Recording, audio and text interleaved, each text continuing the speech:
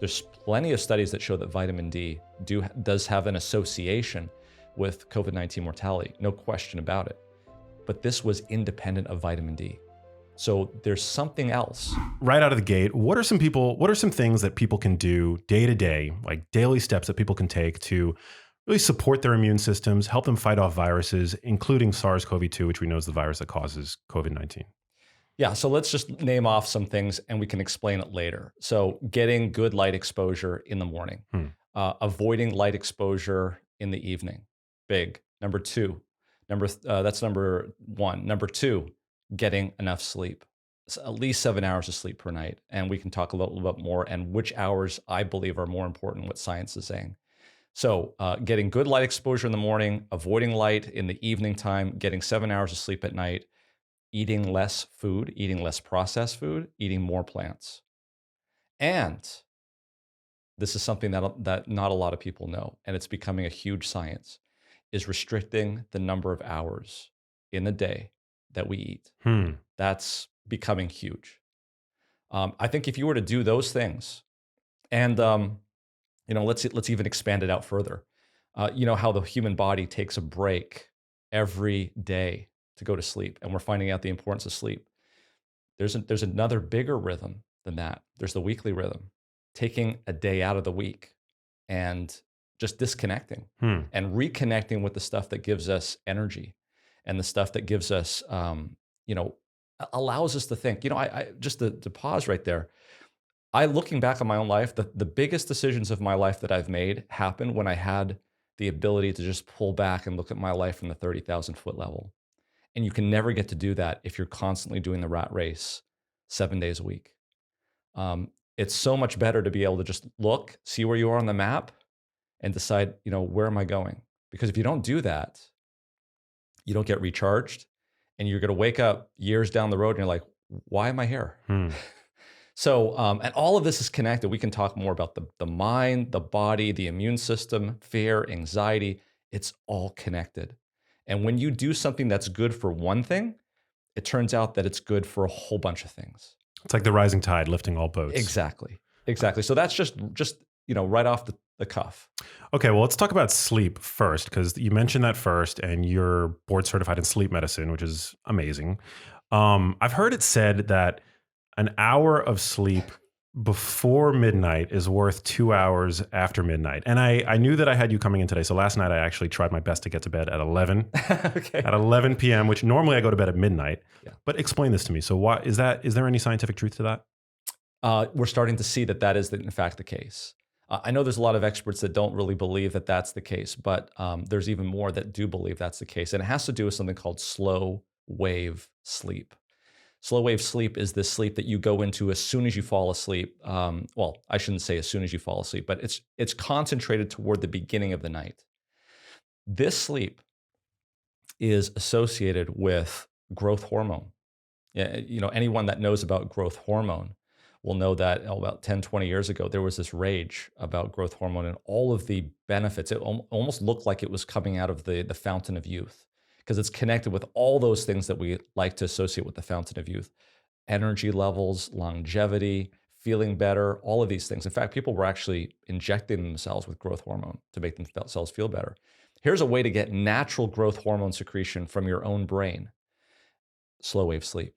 And the problem with slow wave sleep and getting it is that it quickly dissipates as you get older. So to get it, you've got to work harder to get it. Well, how do you get it? It's associated with with that portion of the night at the beginning. And if you're not going to sleep at that part of the night, when you go to sleep later, you've bypassed that chance to get that. Now, so what are the other types of sleep you can get? REM sleep. REM sleep is important as well. It's more of a mentally restorative, whereas slow wave sleep is physically restorative. But REM sleep is where you dream. REM sleep is, all of your muscles become paralyzed, which is important because when you dream, you don't want to be acting out those dreams. So you see this particularly towards the end of the night. And for those people who have sleep apnea, or they don't even know they have sleep apnea, this is where you're going to get more snoring, you're going to get more apneas, more oxygen dropping, and things of that nature. We can talk about sleep apnea. That's something that I see a lot of in my clinic. But these hours before midnight are really important And I'll just say right up front, don't think that everything that I'm telling you that I do, because it's hard to do. Everything we're going to say today, if anybody out there in your audience were to be able to do anything that we say or everything that we say today, I'd give them a medal, because it's tough. It's hard to do. And I'll tell you, society and culture, everything that we do is stacked against doing everything that we should be doing. It's so true. It's interesting. It's almost like a survival adaptation, that sleep is front loaded with the processes that repair the body, right? And the mental stuff is almost like an afterthought, because if you only have so much time to sleep, you want to make sure, it's like evolution is saying, well, we got to make sure that the body is in fighting condition at least. Yeah, I mean, there's so many different ways of thinking about it. That's not to say that the hours towards the end of it, and you're not saying this, of course, either, but it's an interesting thought. The physical before the mental, it's connected. Yeah. So talk to me about light, because light plays a huge role here as well. It's true. So this area in the brain that controls your circadian rhythm, circa, that's 80 a day, about a day. So if you were to be in a cave with no light, no cues, nothing, your bodily rhythm that is governed in the suprachiasmatic nucleus would actually be longer than a day. You'd actually run continuously, and eventually, after a few weeks, you'd be completely off. So what we have to do, what the brain requires to be able to get that in train, so we know it's 7 o'clock in the morning, it's time to get up, is it requires light. There are certain photoreceptors in our retina that are specifically designed just for this purpose. This light hits it, and it stimulates and goes back and tells the suprachiasmatic nucleus that this is the time of day that it should be, and it rotates it. So in other words, there are certain parts of this rhythm where it's optimal for you to go to sleep. There's certain parts of this rhythm where it's optimal for you to get up. And so the point is that if you try to go to sleep when you're not in the correct portion of that cycle, it's not going to be fruitful. And vice versa. So think about this. Imagine if somebody's cycle is really delayed. You're supposed to go to bed at 10 o'clock, but your cycle is attuned to you going to bed at 1 o'clock in the morning. You're going to have problems with insomnia between 10 and 1. But on the other hand, if you're supposed to be getting up at 7 o'clock in the morning, but your clock is saying, no, you ought to be getting up at 9 o'clock in the morning, you're going to get up and you're going to feel tired. You're going to have to struggle to get up. You're going to need that alarm clock. And so you can have both insomnia and hypersomnia in the same person. And what do? They're going to start doing behavior changes. So you get up in the morning, they're tired. What are they going to do? Drink coffee. And now that coffee is going to stimulate them, and it's going to cause them to have all sorts of issues potentially. And then what happens later that night is you've just perpetuated this bad behavior. So now, because you were tired and you drank coffee, you're now more awake. You're going to go to bed late again. And so you're staying up and you're exposing your eyes to light. So here's the point to your question. How does light play a role in this? Light plays a role in anchoring that cycle so that it's appropriate and it's in the right place. We today, and you're going to see this theme over and over again, we have tremendous freedoms today. We have tremendous freedoms that we didn't even realize 100 years ago. We have a freedom to eat whenever we want. We have a freedom to do whatever we want, whenever we want, right? We've got electricity. Think about this. I mean, we take it for granted, but 100, 200 years ago, you'd had to light a candle to read at night, right? That's hard to do. You didn't have this electricity. So what's happened as a consequence? We didn't realize this. When Thomas Edison made the first light bulb, in the 20th century, 19th century, whenever it was, he didn't realize that this was going to impact our sleep. But here's the point, is when you expose your eyes at night to light, that has a way of feeding into that cycle and telling the cycle delay. Because what's happening is you're telling your brain, here's light, and your brain sees that light and it's wired to think, it's still day. I'm off. I need to delay my circadian rhythm. And so it's 10 o'clock at night, you're watching television, or you've got the lights on, or you're in front of your computer. And now what's happening is it's saying, it's not really 10 o'clock at night. It's really 7 o'clock at night, and we need to wait to go to bed. So exposure to bright light at night is a problem if you want to go to bed. at the right time. And it's really all wavelengths of light. I mean, for a long time, it was suspected that it was just blue light. But I think, wasn't there a study that just came out a couple months ago saying that it wasn't even necessarily just blue light? It's the intensity of the light in general. Max, you're well read. I try to be. Yeah, you're absolutely right. So you had all of these programs on the computer that would take out the blue light and would reduce it. And they were right in a certain sense that these receptors were most sensitive to that. But sure, I mean, just cutting out that wavelength wasn't going to solve the problem. And you're absolutely right. So any kind of light is going to cause a problem. What's interesting is that at different points of the cycle, light has a different effect. So at that point of the cycle at night, light has the effect of delaying the circadian rhythm. What I mean by that is that you should be going to bed at 10, but you're going to be going to bed at 1 because of that light. The complete opposite effect happens in the morning at 7, 6, 7, 8 o'clock in the morning. This is why I say when you get up in the morning, open the curtains, go outside, get that light. Anybody who's a photographer or knows anything about light will know that even on a cloudy day outside, you're going to have way more light than you're going to have inside your house. So opening up the curtains, if you are inside, going outside if you can, this is going to expose your eyes to bright light. And what it's going to tell your body is, okay, the clock starts now for the day. And so it's going to know. And what actually is going to happen is early exposure in the day, in the morning, to bright light actually has the opposite effect. It advances the circadian rhythm.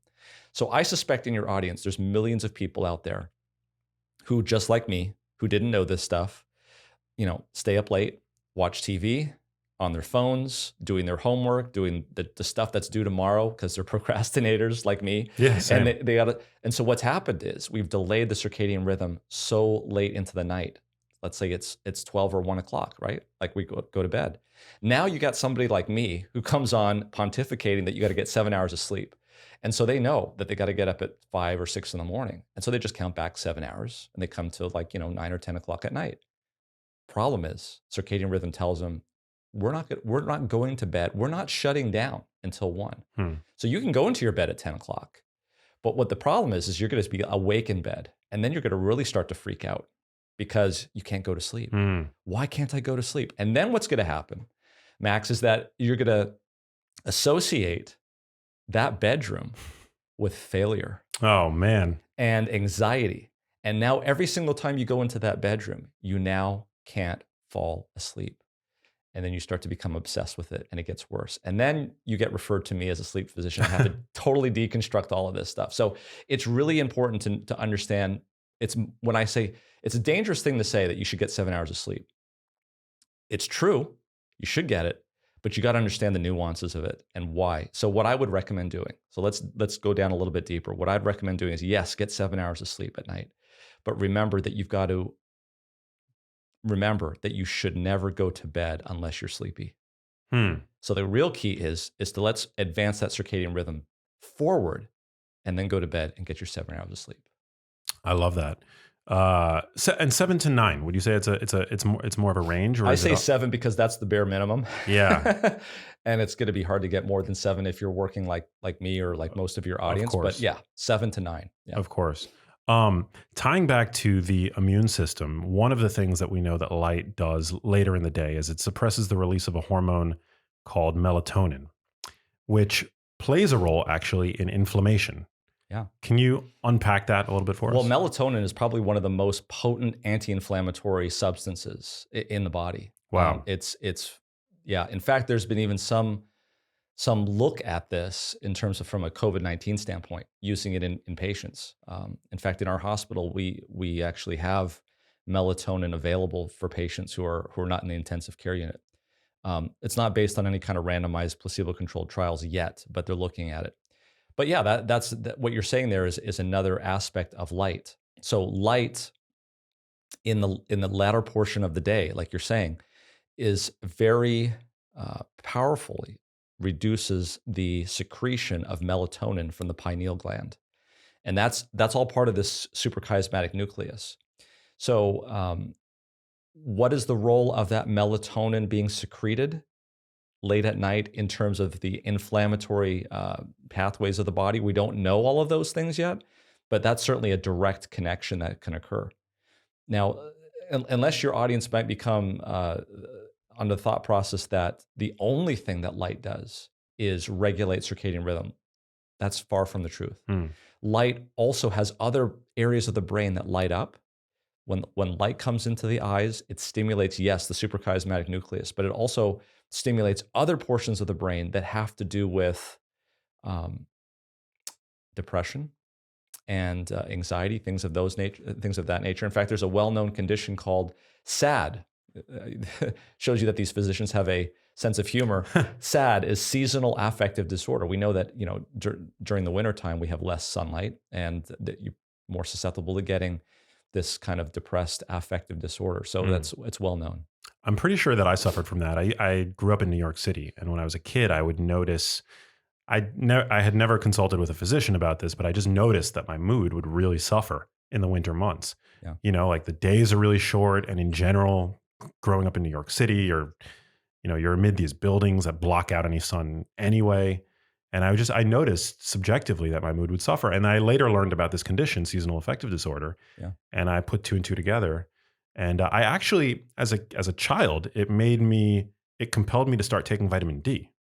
Yeah, which I know that you can which you can speak to as well. Yeah, that's a whole nother area. So not only do photons, which is what light is made of, and that's a whole nother topic. Don't even get me on the double slit experiment and quantum mechanics, because that's something that I love to get into and talk about. But it's an interesting thing, because not only do photons affect the retina and change the time that you sleep, and seasonal affective disorder and all those sorts of things, but it also goes into your skin. And these photons carry with it energy, specifically in the ultraviolet B area. And it goes deep down into your dermis. And it's the energy, just the right amount of energy that's necessary to flip a double bond around. I was also a chemistry major. Wow. And it goes basically from the cis to the trans. Don't want to get into too much of the detail, but basically you make a cholesterol derivative into vitamin D. And it's that vitamin D that is used all throughout the body. I mean, there's receptors for vitamin D in your white blood cells, in immune system, all over the body. Obviously, bone metabolism, minerals. We knew that for many years that it's there, but it's a very interesting topic. We can talk about the 35th parallel, which is for better intents purposes, basically the southern border of Tennessee. Anyone above that border is at risk for vitamin D deficiency because there's not enough sunlight, direct sunlight. Do you know, Max, what percent of the time that we're awake do we spend outside?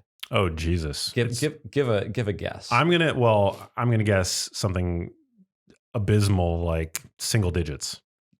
You would be right. Really? Wow. 6 to 7%. Jesus. So just think about how low that is, and then keep this in mind. Ultraviolet B radiation cannot penetrate through glass.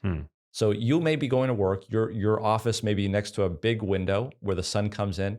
You're not getting any of that UVB, which is required for vitamin D. You might be getting a lot of UVA. And we know that people who spend a lot of time in trucks and cars driving in the United States, the left side of their face actually ages more than the right side of their face. And the reason is because it's getting all that ultraviolet A radiation. Wow. But it's not getting ultraviolet B. Ultraviolet B cannot penetrate through glass.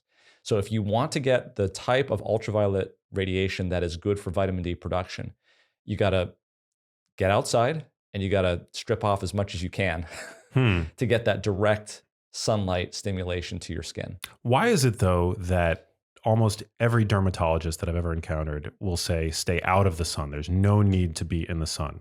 It's.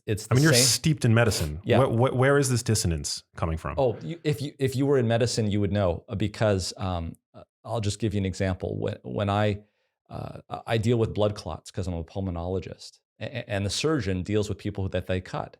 And so for the surgeon, they never want their people to be, for instance, orthopedic surgeons, they never want their people to be on anticoagulation. It's a necessary evil. And I always want them to be on anticoagulation. Why? It's because we see a collection of diseases all the time. We start to think that that's the whole world is those diseases. Wow.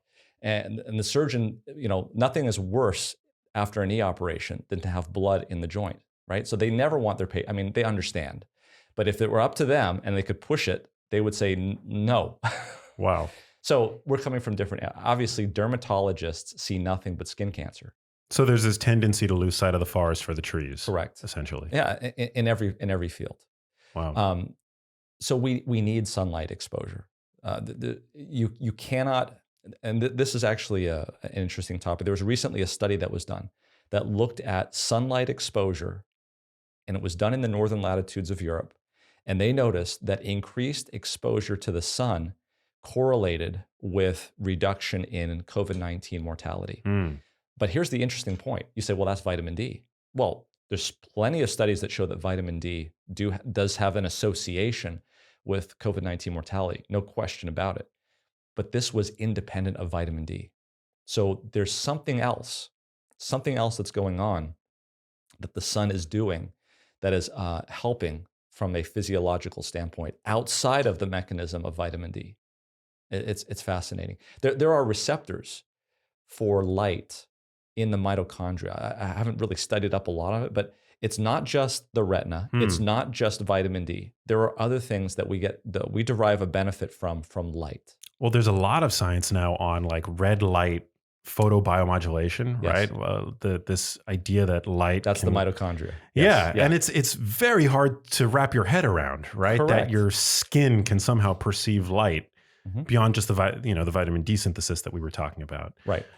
But I mean, if that is indeed true, which the research seems to be pointing in that direction, it's mind blowing. Yeah. So at the same time, so here's the yin and the yang, if you'd like. At the same time that I'm saying, get as much sunlight as you possibly can in the morning, especially in the morning, I'm going to say this exactly the opposite for in the evening. Use the ability on those dimmers. Like when you go out and get your LED bulbs, make sure that they're dimmable. Okay. Get the switches, the dim. Have the light as low as you possibly can at night without tripping over yourself, and turn down the lights. Try to. I wouldn't even go out. I wouldn't say you wear sunglasses. I don't think that's a really appropriate inside. But turn down the lights and try to avoid your eyes looking at these lights. Now, and I'll just say here that everything we say today, Max, there is a certain type of people out there, and you know who these people are because you meet them on a daily basis. You'll say something and they'll completely ignore you and won't do anything. But there's other people that will listen to what you're saying and they will take it to an extreme. And they will make that the product, and as opposed to the ways to a means, right? Right. So everything that I'm talking about today is a ways to a means. I don't want these ways to get in the way of a good quality of life. So look, if you're going and there's a party and it's a once a year party, like it's New Year's Eve, okay, don't tell everybody to turn down the lights. It's a New Year's Eve party. Right. Okay. So have fun. Do it. If you don't follow these rules on a daily basis, once a month, once a year, it's not a big deal. It's just something that if this is the rule, then we can actually experience maybe a better quality of life. It's okay to break the rules every once in a while. Of course. You're offering a template. Exactly. Yeah. Getting back to vitamin D, which is, it's a very inexpensive, very low risk intervention. In terms of like supplementation, dose, well, first off, who tend to be at most risk for vitamin D insufficiency? Yeah. So as we get older, we don't produce it as much. So older people, people who have more stuff in between the surface of the skin and where the vitamin D is made are going to have problems. People with melanin, okay? Yeah. So darker skinned people, they'll have to be outside longer and in more direct sunlight to get the same effect. So basically age and color of the skin, those are the two big things. Those are the people at risk. And people who live at high latitudes. If you think about it, if you're living at a high latitude, you're not getting direct sunlight exposure most of the time. So the people who are really at risk would be older people with darker skin who have moved from a lower latitude to a higher latitude. Those are the ones that are really at risk. And in terms of supplementation, again, it's a very cheap supplement. Yeah. There are some countries where it's like provided, right? Like nationally. Yeah. So a lot of the Nordic countries, they understand this. Wow. And then that's an interesting point. We'll talk about how they compensate for this teleologically using other things like saunas and spas. It's interesting. But the point is that a lot of the research up to this point for the last 100 years has looked at vitamin D and bone metabolism. And so the federal government's recommendation about how many international units of vitamin D you should have has nothing to do with what we believe its role in the immune system is, has nothing to do with what we believe its role in anything else is, other than bone metabolism. We've studied bone metabolism from top to bottom, and we know that 400 international units a day is what you need for bone metabolism. So that's the problem. It's kind of like we have this well-known recipe for bread, and we know exactly how much flour you should put in to make bread. But does that mean that that's all that flour is used for, is making bread? No, you can use flour for other things. Yeah, it's like we're generalizing from bread. Right, exactly. For every other possible recipe. So maybe the amount of international units you need for vitamin D for good immune health is different. And the data is emerging. Probably the best data that we have so far was a paper that was published back in 2018 by Martineau. It was published in the British Medical Journal. He did a 25 randomized controlled trial meta-analysis. What is a meta-analysis? It's where you pool all the data from 25 different randomized controlled trials into one big mega trial, and then you just run the numbers. And what he found is that people who took a regular dose, either weekly or daily, of vitamin D reduced their chances of getting acute chest infections. Now, this was done in 2018. This is before COVID hit the scene. And he was able to show that acute chest infections were reduced prospectively when people took a small dose, a modest dose. And we'll talk about doses, 25 micrograms, which is about 1,000 international units. That's it. Wow. That was it. Now, what I think is the ideal thing to do is for people to get their levels checked. You'd be surprised. I've talked to a lot of people. They thought, oh, I'm out in the sun, I'm doing this, that, and the other, and they get their levels checked. It's like 30. Now, I'm talking about nanograms per milliliter. This is, there's two different scales. The one that we use in the States is the nanograms per milliliter, deciliter. Where I believe it should be is around 50. And the reason why I say that is because there was a number there was a trial that was done, retrospective trial, and what they did was they plotted the level of vitamin D in each person, and then they looked at how likely they were to be SARS-CoV-2 positive. And obviously, the lower it went, the more likely was SARS-CoV-2 positivity. Well, where did that number? Where was the number below which it started to go up? 50. So that's why I think it should be above 50. So what I'd recommend doing is getting their levels checked if they can, and if it's low, start supplementing. And about a month or two later, get it checked again and just find the right dose for them. It's extremely rare for people to overdose on vitamin D unless they're taking 50,000 units a day, which is crazy. And vitamin D is in the body, it's a hormone.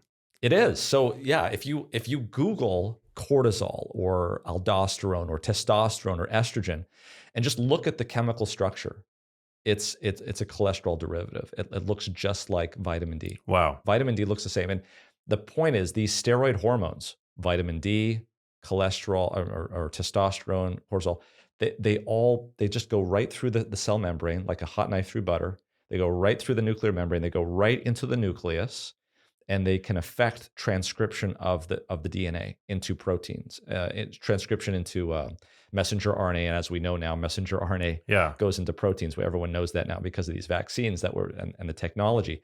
But the point is that these things have nuclear receptors, and the nuclear receptors allow these hormones to actually facilitate transcription of proteins from the nucleus, which is good.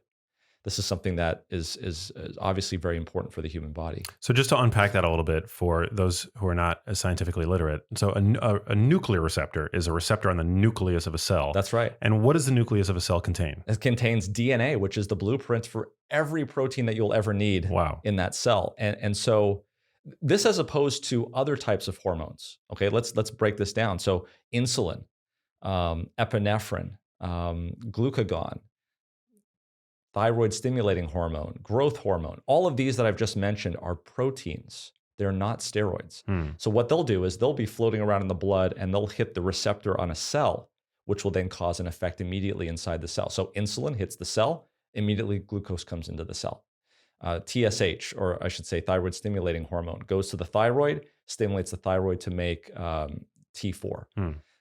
You name it, all of these things. Growth hormone has effects all over the body. But the way those work is it affects a receptor on the surface of the cell, which then causes a change inside the cell, and then there's a difference. Where vitamin D and cortisol and these other steroid hormones are different is they go right through the cell membrane.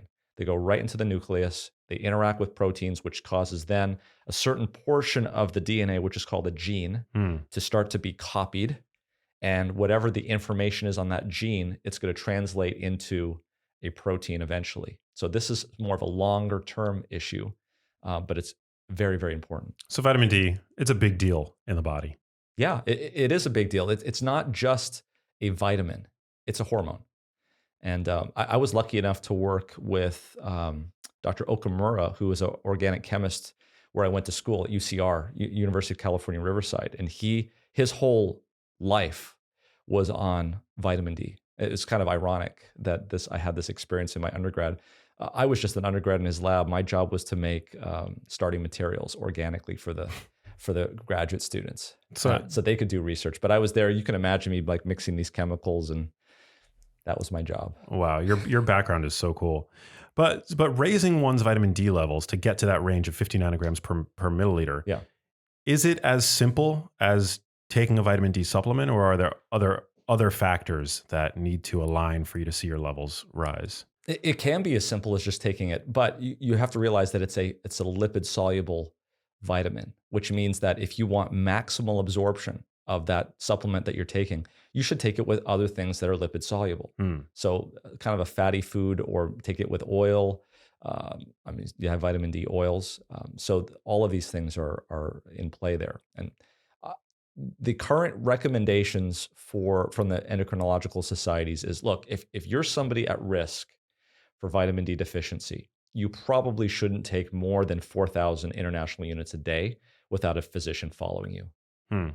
So if you want a kind of a rule of thumb, 4,000 international units. And I would say this, I would probably consider taking it through fall and winter, because that's when you're going to be most susceptible.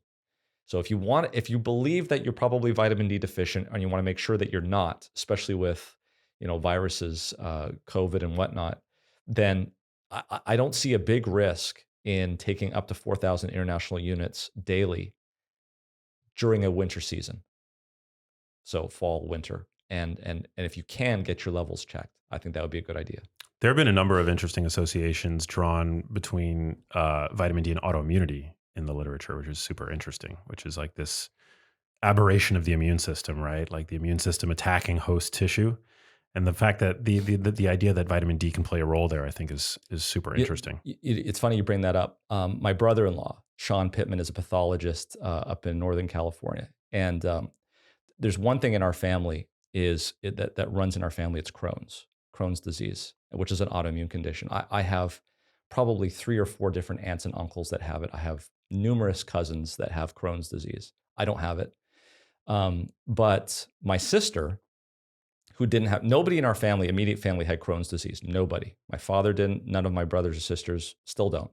Yet my sister and my brother-in-law, obviously, they had a child, and 2 or 3 years of age. No, more about 5 or 6 years of age, and he had some pretty bad manifestation of Crohn's disease. It's interesting you talk about vitamin D, because my brother-in-law, who's a pathologist, started to research this very aspect of it a number of years ago, and had a sit-down talk with my nephew, his son, at 5 or 6 years of age. And he told him, he said, look, this is going to be a lifelong thing, and this is what we're going to need to do. Put him on a very strict liquid diet, at the time, very simple diet, and he supplemented with vitamin D. Within a few months, all of the manifestations of the Crohn's disease went away, and they still have not come back. What? Wow. Yeah.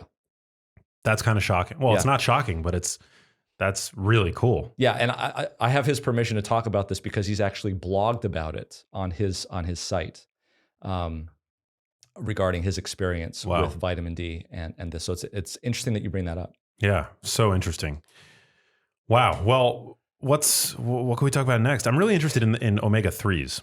I had COVID a couple months ago. I think it was August when I had it, and I wasn't really familiar with any research on omega threes as it pertains to uh, respiratory health, immune health, its relation to COVID-19. But I thought intuitively, omega threes, they have this ability to resolve inflammation in the body. They can also help fight thrombosis, right? They're a natural blood thinner. And so I was like, maybe this would be helpful for me to take while I have this condition, right? Just to like maybe some added insurance. Have you looked into omega 3s at all, omega 3 fatty acids? That's what been my, so I have some very basic knowledge of omega 3s and omega 6s and things, but omega 3 particularly, but not deep into the research. That's been one area that I probably need to look a little bit more into. But I mean, it's basically, it's a fatty acid. I mean, we give our kids omega 3s every morning. So I believe in it. I believe it works. Love that. I just don't know the all of the different mechanisms of action, how it may play out. But I do know that it's very important for things like myelination in the brain, and that's really important. It is super important. You talk a lot about hot and cold therapy. Yeah. Which is really cool. I'm obsessed with this, with these topics because I love sauna. I'm in a Russian banya probably 4 or 5 times a week. Very lucky that I have access to that. Describe that for me. What is that? So it's a sauna, but it's a very hot one. It's like traditional Russian, like you've got in the corner, dudes like using, I forget what they're called, platza. It's like these like big leaves that they like beat the hell out of each other with. It's supposed to support blood flow and circulation. But the saunas that I get, they're 200 plus degrees Fahrenheit. Very hot, typically. And just so you know, 212 is when water boils, right? Yeah. And you're 70% water. No, you literally, I sit in there for 15 minutes. And by, at the end of that 15-minute period, I feel like I'm dying. And I think to myself, well, I actually probably am literally dying unless I get out, right? It's such a stressor on the body. It's the temperature at which I cook ribs for the most part. Yeah. But yeah, there is an interesting connection, right, between doing this and fostering a more robust immune system as well as cold immersion. Yeah, I mean, I love talking about this topic. First of all, just about every culture on the planet has some institutional memory, whether it's their grandma, their grandpa, whatever it is, of somebody heating up the body in some way to deal with disease. I've talked to people from Iran. I've talked to people from Southeast Asia. I've talked to people from Northern Europe. They all of them have the same thing. It's almost like it's part of our human memory that this is what we do. We don't know why we do it, but it seems to work, and it's in every culture. Okay, but that's great. But what about the science? So I started looking into this when COVID hit, because we didn't have anything. We didn't have vaccines. We had nothing. I think remdesivir was just a gleam in its mother's eyes. And so the question is, what do we do? And I look back at the 1918 pandemic and what was going on at the time, and I found some really interesting things. First thing I found was discovered this guy by the name of this Austrian psychiatrist. What was his name? Wagner. And he noticed something. He was very observant. In his Austrian psychiatric ward, there was a lot of neurosyphilis going around. And people who got neurosyphilis didn't do well. But what he did notice was that when they had a fever, they did better. So he had this idea. He said, let's give them a fever and see if we can cure them. So we had the treatment for malaria at the time. So he injected these people with the blood from people with malaria. They obviously got rip-roaring malaria and very high fevers. The high fevers cured the people from neurosyphilis. Wow. Neurosyphilis is made by obviously an infectious organism that can be killed now, but with penicillin. But at the time, they didn't have penicillin. Penicillin was discovered in 1928, and this was well before that. And so he was able to cure them of their neurosyphilis with the malaria, and then cure them of the malaria with the known treatment at the time. It was some derivative of chloroquine. He got the Nobel Prize. Hmm. He got the Nobel Prize in medicine for that. And ironically, in 1927, Nobel Prize for medicine, Wagner Jauregg. The very next year, 1928, we discovered penicillin. Wow. So I look at that as a watershed moment, because if you look at the world and how we treated diseases in 1927, if you read the books of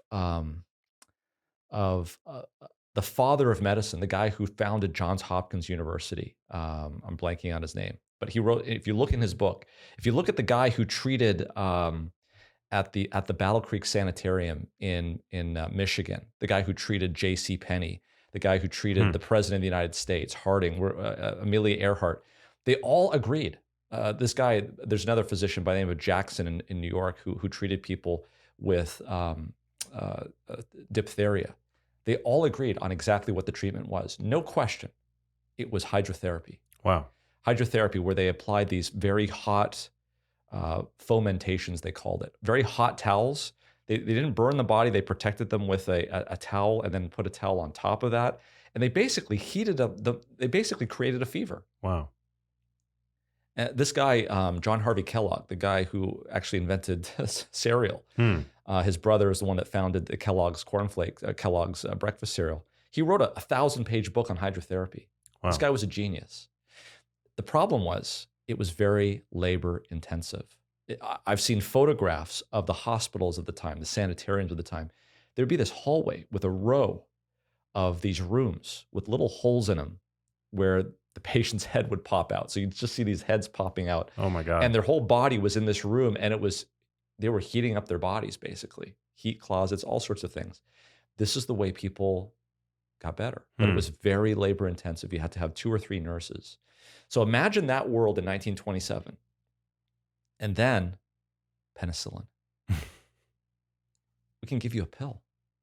It's pretty amazing. And we can do the same. We can treat neurosyphilis that way. It's much less labor intensive.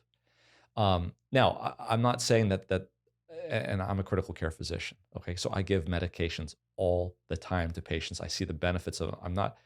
What I'm saying is that we went down a completely different route in terms of how we deal with illness and disease in 1928. We had the FDA.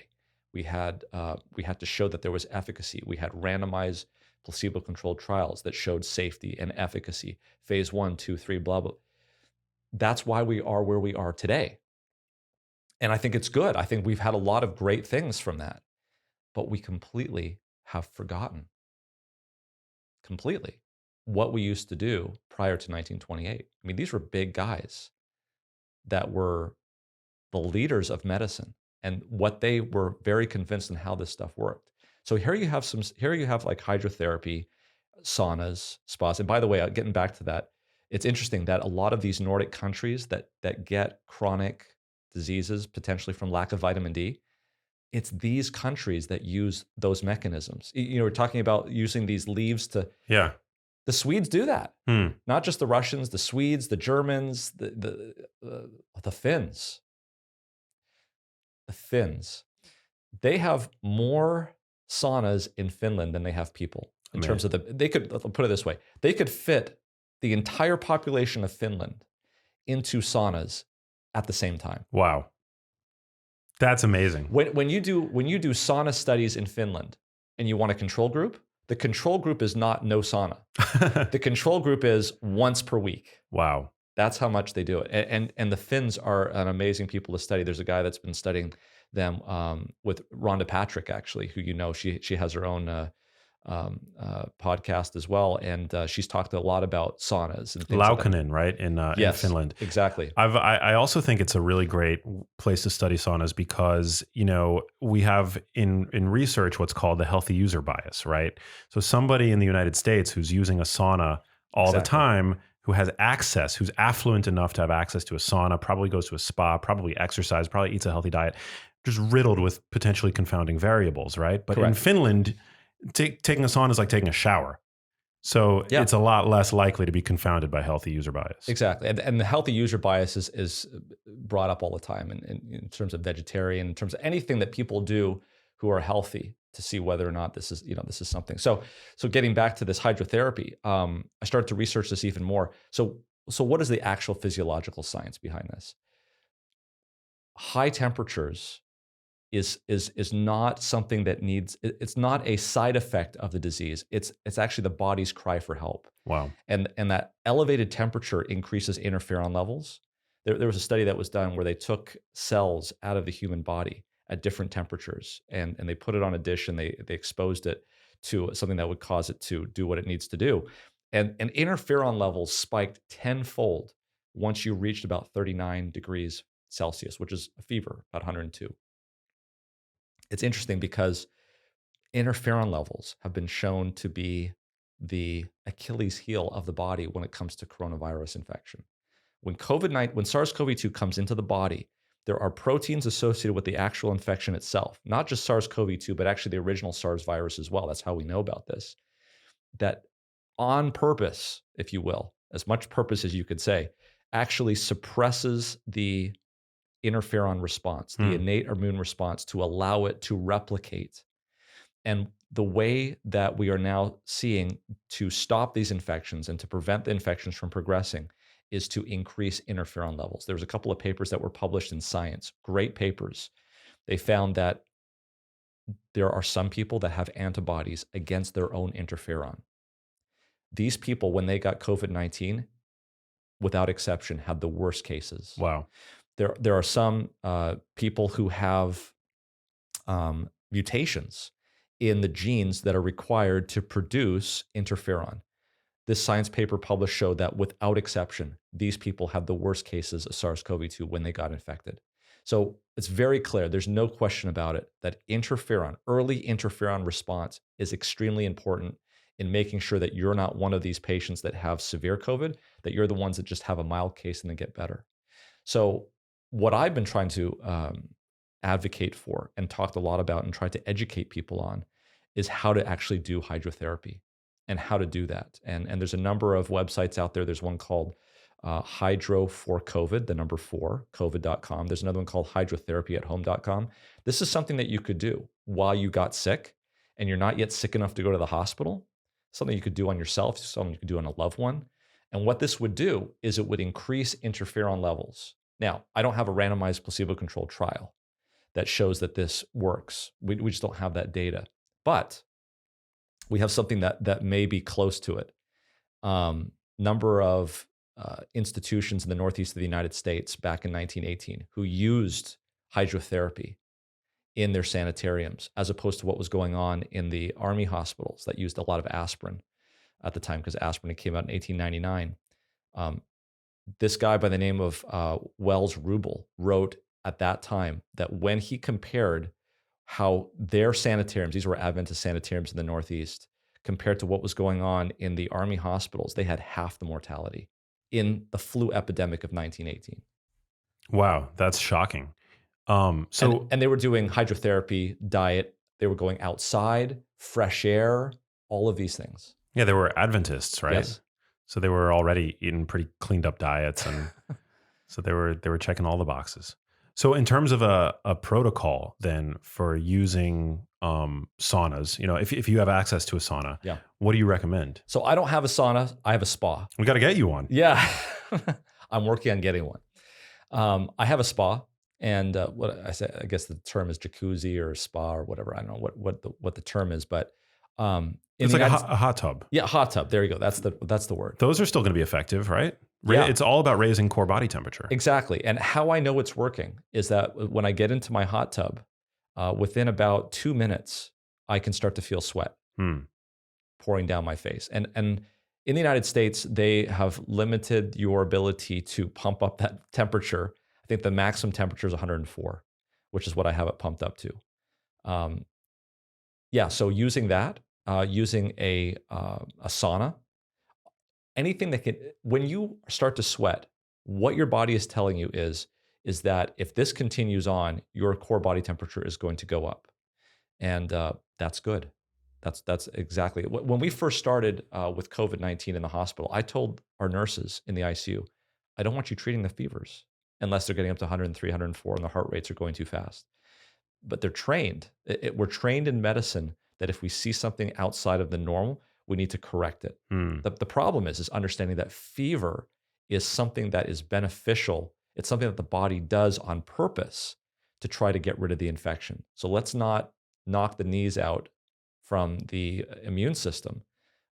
Let's actually improve it. And so the way to do it is a sauna, a spa, anything that gets your temperature up. You've heard of Russian baths. I thought that's what you were initially referring to when you talked about your experience at the beginning. The banya, Yeah. yeah, it might be considered a Russian bath. So what technically is a Russian bath, what I've heard is basically you can do it very easily. You get a large piece of plastic, a plastic sheet, you put it around their neck so just their head is sticking out, and you put their feet in a really, really hot foot bath. So the steam that comes up stays under them and warms up, and you're heating them up any way you can of heating up the body. When I talk to people in Iran, they said that their grandmother would take them out into the hot sand. Wow. In the sun and heat them up that way. I've talked to people that have worked in relief agencies who really believed in this hydrotherapy. So what happens if they have COVID in a refugee camp out in the middle of nowhere? What are you going to do? They sent out these trash bags, basically these black trash bags that they could wrap themselves in and go out into the sun to raise up their temperature. So anything that you can do, the body doesn't care. But hydrotherapy, technically speaking, is moist heat. So there is a nicety about water because water has a very high enthalpy. What does that mean? It means that it takes a lot of energy to raise the temperature, but once you have the temperature raised of that water, it can deliver a lot of energy. So that's good. So it's more penetrating, basically. It's more penetrating, exactly. Very interesting. And that might be, by the way, in a sauna. What do? They throw the water onto the thing. Yeah. It's moist heat. Think about these things that we're talking about. They have developed over hundreds and hundreds of years, maybe over 1,000 years. People have been doing this. Why? Maybe because they find that it works. And here we are receiving it at the end of 1,000 years or multiple hundreds of years. We don't know. Maybe they didn't know why it worked. But after trial and error of doing these things, they find that it seems to work. That's why a lot of these Nordic countries are doing it. So I look at these things teleologically, and I think, yeah, they may be onto something, but let's figure out why. It's amazing. I mean, I feel like a different person after a sauna session than I was walking into it. I feel like it's so good for my mental health. It's a mild aerobic exercise mimetic. I go in, I feel my pulse. Yep. After 15 minutes, it's like I'm jogging, essentially. It's up to 120 beats per minute. Max, I'm glad you said that because maybe we'll talk later about exercise. Exercise has so many benefits, but there are some people that just cannot exercise, either because they have knee problems or because they have balance issues or they just can't. This is something that they could do to get the benefit of exercise in their life without actually having to do the exercise. It's so true. My father has a knee that he can barely walk. He's got just like knee problems, and me and my brothers, we've tried to get him to come with us to the sauna. He's not interested. But he's the perfect candidate for somebody. He's the perfect candidate for whom sauna would be this game changer in terms of their overall health. Because if you said it, I mean, if you're unable to exercise, it's the best workout you can get while sitting down. Right. Exactly. I've noticed it myself because when I get out of my hot tub, at first when I started to do it, I don't think my body was ready for it, and I would start to feel really dizzy. I was vasodilated. I've gotten much better now, getting out of the hot tub, and it's something that I do on a regular basis, especially when I'm dealing with COVID patients in the hospital. I want to make sure that my immune system is up. It's a great tonic to do. It's that hot and cold. So we talked about the hot part of it. What I think is really important, and it's interesting that you talked about these leaves, because John Harvey Kellogg, when he wrote this, and it wasn't just him that discovered this, there was a lot of people that were noticing that at the time, is he would do about 20 minutes of hot. So for your audience who's listening to this, hot towels in a microwave is one way of doing it, heating it up. You got to be careful not to burn yourself. Very careful. And then you also want to make sure that they don't have arrhythmias or things that could cause their heart rate to speed up. Those are all other issues. But you do this for about 20 minutes. And then right at the end of this, there's about a 1 minute super cold, like ice cold water. And you put it on the chest and you experience that for about a minute. What I was told is that you want to do you want to be so hot that you're like waiting for the cold. Hmm. You're ready for the cold. But here's the point: is when you do the cold, they've also, and this goes back for hundreds of years, is you try to rub. It's called cold mitten friction. Hmm. Um, and maybe the Swedes do it a different way, where they sort of hit you. What's going on there is, they believe, is that it's mobilizing and demarginating the white blood cells. So the white blood cells normally are attached to the surface of the inside of your blood vessels, and to get them into circulation, yes, vasoconstriction will occur, and which is important. Vasoconstriction is important for locking in the heat, but it's also important for knocking off those white blood cells so they can go to where they need to go. Wow. But also that friction, that trauma, that mild trauma, if you will, also has a way of dislodging the white blood cells as well. So white blood cells, they're essentially docked, Yes. usually like under normal circumstances, normal physiologic circumstances. Some of them are, some of them aren't. There's a population of white blood cells that are docked along the outside of your vasculature, and there's of course some that are in circulation. I'll give you an example. In medical school, we learned this. We learned that a cold shower will raise the white blood cell count on a blood test. But we know that a cold shower doesn't increase production of white blood cells. It just makes them more available. Wow. So when you stick a needle into the lumen and you draw blood, you're going to get a certain level of white blood cells. Now you have them take a cold shower. It's called demargination. These white blood cells are now free. They're moving around in circulation. If you draw a blood sample at that point, you'll notice that the white blood cells go up dramatically.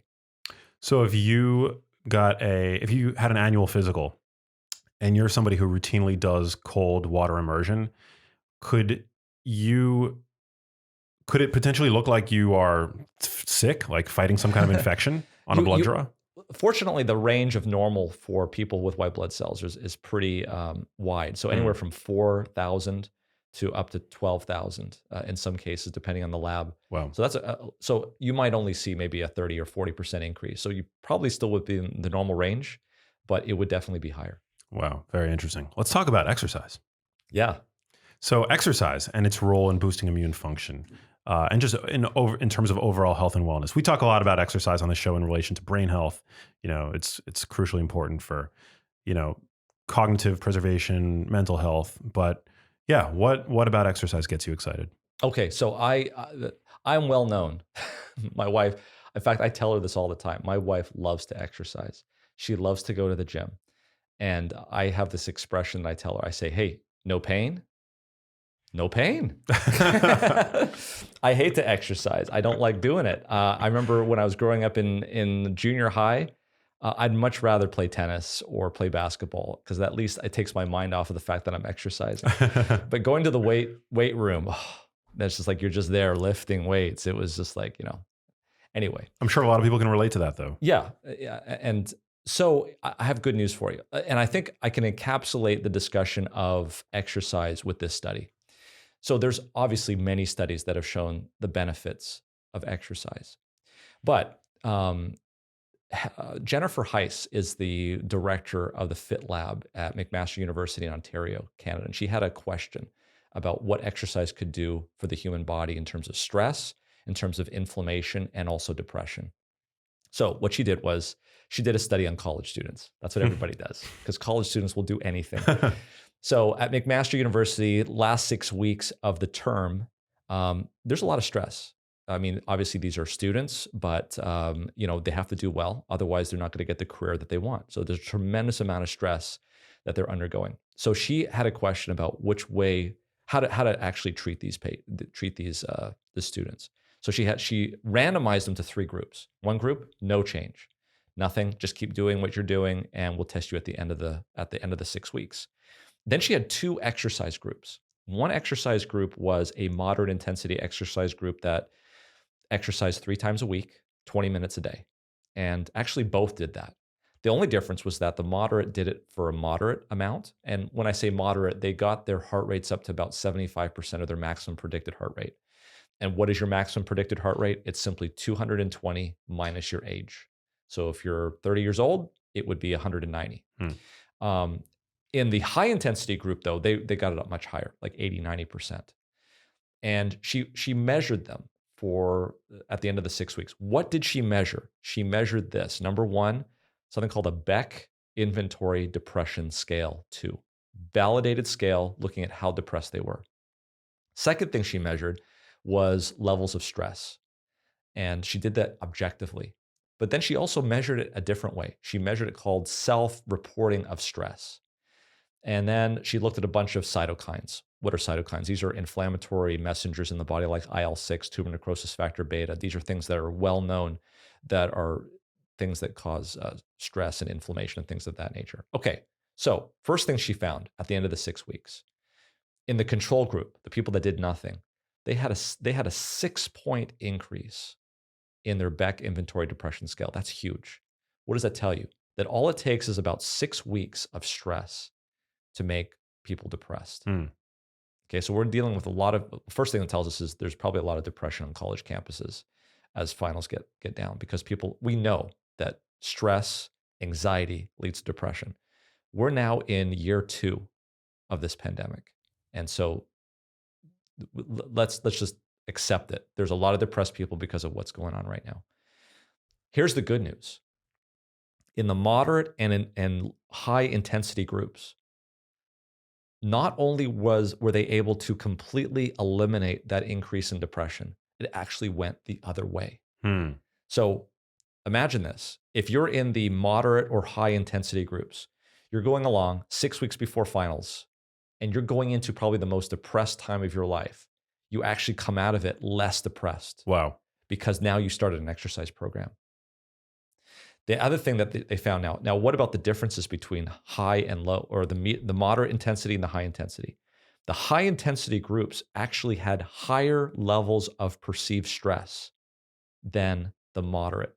In other words, and we saw this not just with depression, not just with stress, not just with perceived stress, but also the IL-6 and the tumor necrosis factor beta, that the superior group was the moderate intensity group, not the high intensity group.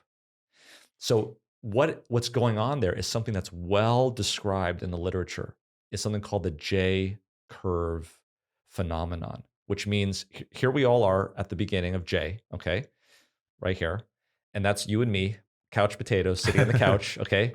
And then as soon as we start to get up and do something with our lives, there's a reduction in depression. There was a reduction in these bad cytokine products, okay? But when we start to do more and more and more intense, it reverses itself and starts to go up. So this shouldn't be a surprise to you. You've heard this. Wow, that guy is in the hospital on a ventilator. He's got COVID, but he was a marathon runner. That's the reason. Because he was just doing it. He was doing it too much. He was doing it too intensely. I have nothing against marathon runners. I think it's a great thing to do. But I'll tell you, when people are very high elite, like when you look at the people who go to the Olympics, wow. When you look at people who are marathon runners, they are actually more susceptible to disease than we are. I feel like a lot of them are overtraining. They are. There's a lot of research into these, as you can imagine. I mean, this is something that's devoid of politics. This is something that's devoid of opinion. Countries want their athletes to get the gold medal, no question. And when a hundredth of a second is the difference between you being a gold medalist and even getting on the podium, they don't care. There's no room there for opinion or bias or politics. They just want to know what's the facts. Right. And the facts are this: is that when you are training that hard to get on that podium, you are at increased risk for disease. You're at increased risk for infections, your immune system. Can you imagine the amount of stress that if you don't do it this time, you may not have another time to do it because the next time is 4 years. That's stress. And so it's really interesting when you start to read the recommendations that they've come up with for these really high intense athletes and what they should be doing to prevent them from getting infections. It's like right out of the COVID-19 pandemic playbook. They talk about making sure you're not in a room where there's a lot of sick people and there's not a lot of ventilation. Wow. They talk about making sure that you're, you know how to cough into your elbow, making sure that you have a daily planner, making sure that you're not exercising when you're sick. I mean, if you go down and look at the recommendations, it's quite interesting. And all of this stuff is published prior to COVID. I mean, what does stress do for the immune system? Stress causes, chronic protracted psychological stress. You have chronic elevations of what? Cortisol? Exactly. What does that do? Yeah. So cortisol is a stress hormone, and cortisol is supposed to do something. When it goes up, you're supposed to be able to deal with it. One of the things that we know that cortisol does is it takes our white blood cells and it tweaks them a little bit. It says, okay, I want more neutrophils, which is a type of white blood cell, and I want less lymphocytes. That's something that normally it would do. If you took somebody without any stress and then you increase their cortisol levels, that's something that you would normally see. Higher neutrophils, lower lymphocytes.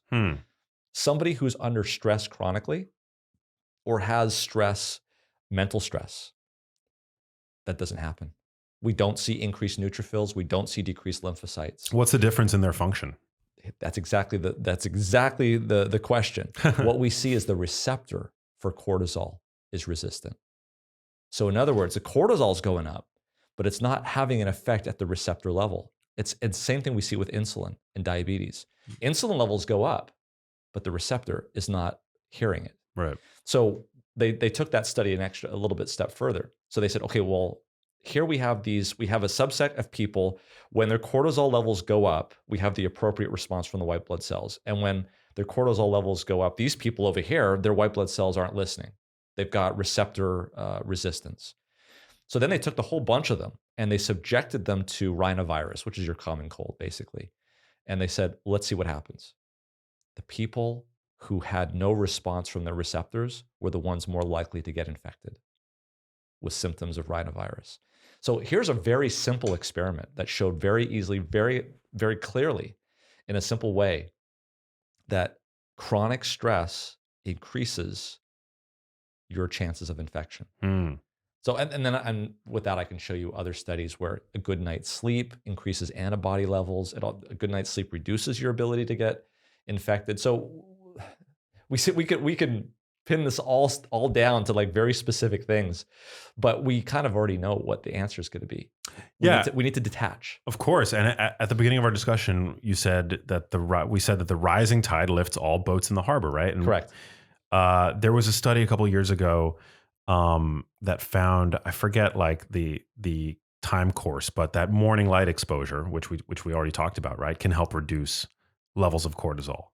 Yeah. I mean, yeah, can help prevent like chronic or like unduly elevated, super physiological levels of cortisol. And who knows if that's tied into melatonin, because melatonin is a big antioxidant. Yeah. And that has to do with inflammation as well. Yeah. So all of this stuff is amazingly connected in a way. So what you don't want is continuous levels of stress. You've heard of forest bathing. We didn't talk about forest bathing. Oh man, I've heard of it. Yeah. So forest bathing is this term where you go out into the forest and experience it. There's a lot of studies done in Japan. The Japanese are well known for their forest bathing. One study, they took a bunch of executives from Tokyo up to the forest. Wow. Hinoki cypress forest of Japan. And they measured a bunch of blood tests and took them down after 3 days. And yeah, amazing increases in natural killer cells, amazing increases in macrophages, in the granules in the macrophages that are used to kill all these foreign invaders. And they measured their cortisol levels, and they were super low. Urinary cortisol was super low. I mean, these guys were relaxed. And you can imagine, these executives. Oh yeah, they're working constantly, right? These type of people. So especially in Japan. Exactly. In Japan, being worked to death is an actual phenomena that happens. Yeah, exactly. There's a Japanese term for it. I wrote about it in one of my books, but really? Yeah. Yeah, so I'm not surprised. So they did another experiment. Well, they actually measured in the air. There's these phytosides, they're called, which are chemicals that are given off, chemicals in a good sense, that are given off from these trees that you smell. And it actually, not only does it smell nice, but it actually has an effect on your immune system. And they found it to last at least 7 days. Wow. So they did another experiment where they took these CEOs down to a hotel in Tokyo, and they put them up in a hotel, and they diffused these same phytosides from these trees throughout the hotel room. Had the same effect on their natural killer cells, had the same effect on their granulocytes, all these things.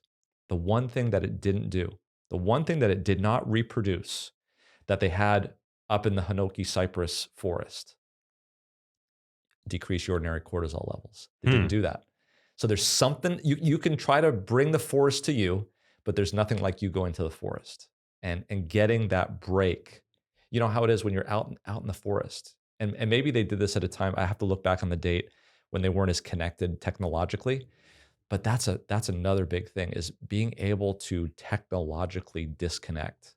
This is the I think if we were to put the overarching theme, and we haven't talked about time restricted eating, but if we were to look at everything, the problem is that we can do anything in the 21st century, but it doesn't mean that we should do everything.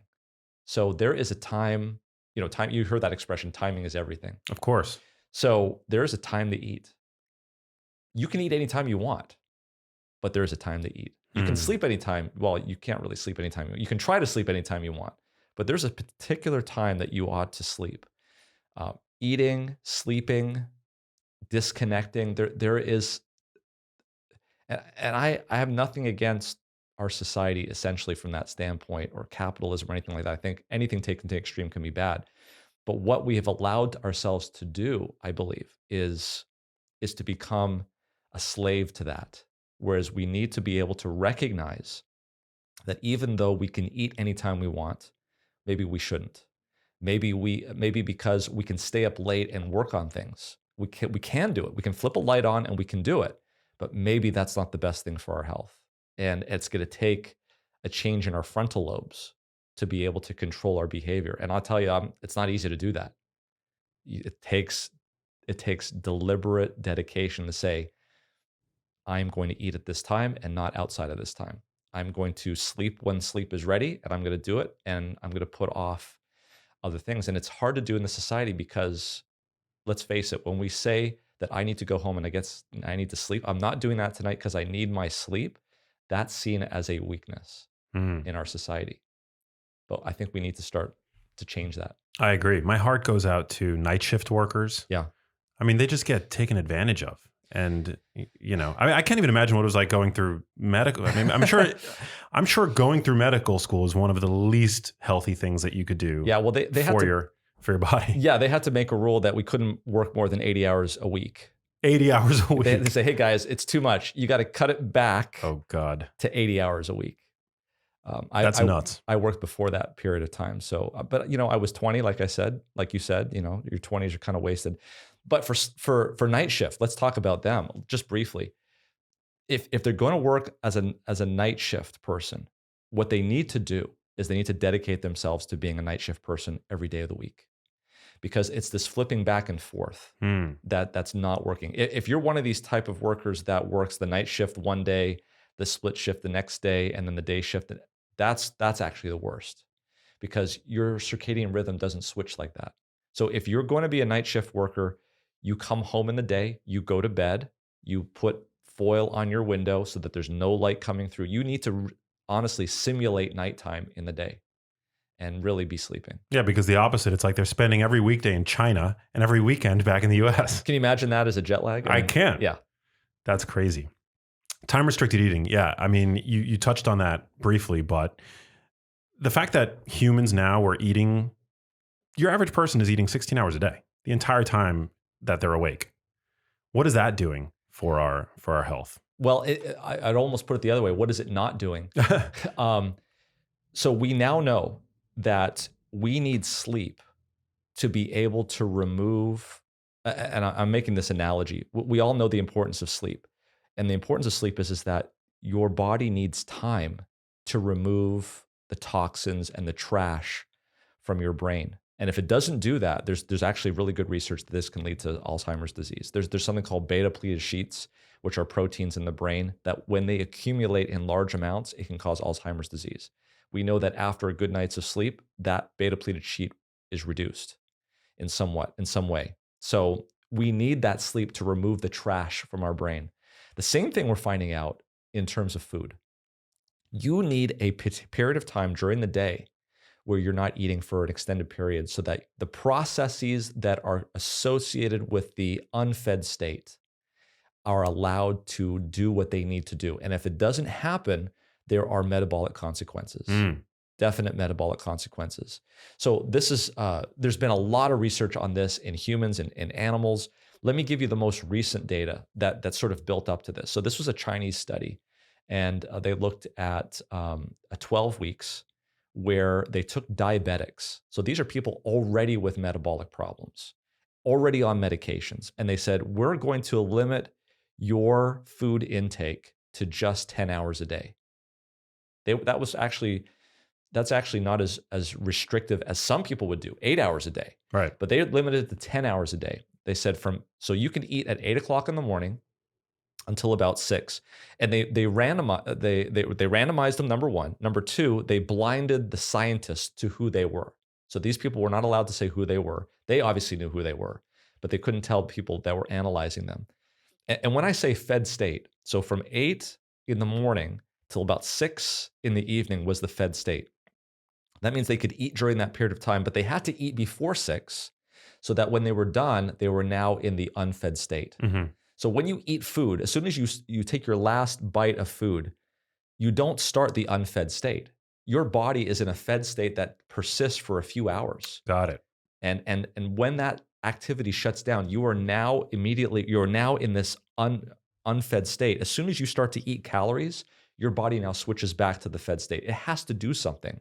It has to change things. There has to be, I don't know how else to put it. It's kind of like the Sky Dome, Rogers Sky Dome in Toronto, where you have to flip this button and the roof rotates, and it takes 20 minutes for the roof to rotate so that you now have an indoor stadium, right? Yeah. It's not like an on-off switch. Right. The human body, it takes time. And once it's in that fed state, it persists for a while. And then finally, there's things you can do to speed it up, like exercise and stuff. Now, is this the post-absorptive state? Is that what it's called? Exactly. So basically, like if you eat at 5 p.m., if you finish your last bite of dinner at 5 p.m., that doesn't mean that by 5:10 p.m. you're in a fasted state. That's right? correct. You're like still digesting your food until 6 p.m., It's 7 still, p.m. Yeah, your mouth may have stopped, but your stomach is still doing all of this stuff. So without getting into all the physiology, because there's a lot of physiology, when they looked at the end of this 12-week period, and remember, they never told these diabetics who were doing time-restricted feeding, they never told them to limit their intake. It was ad libitum. In other words, they could eat as much as they wanted to. At the end of that 12-week period of time, and they didn't even change what they were eating. So there's no prescription on, hey, you need to switch to a whole plant food, right? It was just the timing. That's all it was. There was a 20% reduction in hemoglobin A1C. What's hemoglobin A1C? It's the average blood sugar in their body. Wow. In fact, that 20% reduction in hemoglobin A1C was stronger than you could get from medication. Wow. From diabetes medication. Astonishing. Not only did they see a reduction in hemoglobin A1C, they saw a reduction in metabolic findings, also in cardiovascular. It was incredible. Wow. And this was 10 hours. So I see this recurring theme over and over again. It's like we have now the abilities because of technology to do stuff that we were not doing before as human beings. And I believe that is one of the major reasons. There's other reasons, obviously, processed foods, all these sorts of things. This is one of the reasons why we're starting to see a problem with obesity. We're starting to see a problem with metabolic problems, diabetes. And it may be the reason why our country is having issues with mortality with COVID-19, because this is exactly what COVID-19 feeds off of. So here we are talking, here in Los Angeles on December 1st, and we're talking at this point about Omicron, who knows where that's going and whether or not we're going to need another vaccine for that or not. Here's something that we can do while we're waiting for all of this to pan out. We can start looking at ourselves and try to figure out what's the best way to get ourselves in shape so that we limit our exposure to these kinds of viruses, whether it's SARS-CoV-2 today or it's a flu 5 years from now or whatever it happens to be. I love this. I mean, because you get this argument sometimes online that health is a condition of the privileged, right? But we already talked about saunas, where if you can't exercise, you can sit in a sauna. It's the equivalent of getting to some degree a mild aerobic workout. But then this offers another alternative. If you live in a food desert, for example, and you don't have access to organic, healthy, the kinds of foods that I might have access to living in Los Angeles, hey, you can compress your feeding window. Because that's what they did in this study, right? They didn't change their diets, but they saw all of these cardiometabolic health improvements. This is the beauty of this. I mean, this is why it's so revolutionary and it's such a game changer. I was I was impressed when I saw this study because this is the first study that's been actually done on people with diabetes. This is the type of subjects that this study needs to be done on, and the results were just compelling. It's And amazing. these are the people that you see every day, Right? in the ICU. And I'll tell you, this study is going to change my behavior. In fact, I've already started to restrict my feeding time. I'm a lab rat. My eating time, and I'm going to be recommending it to my patients. Love that. So great.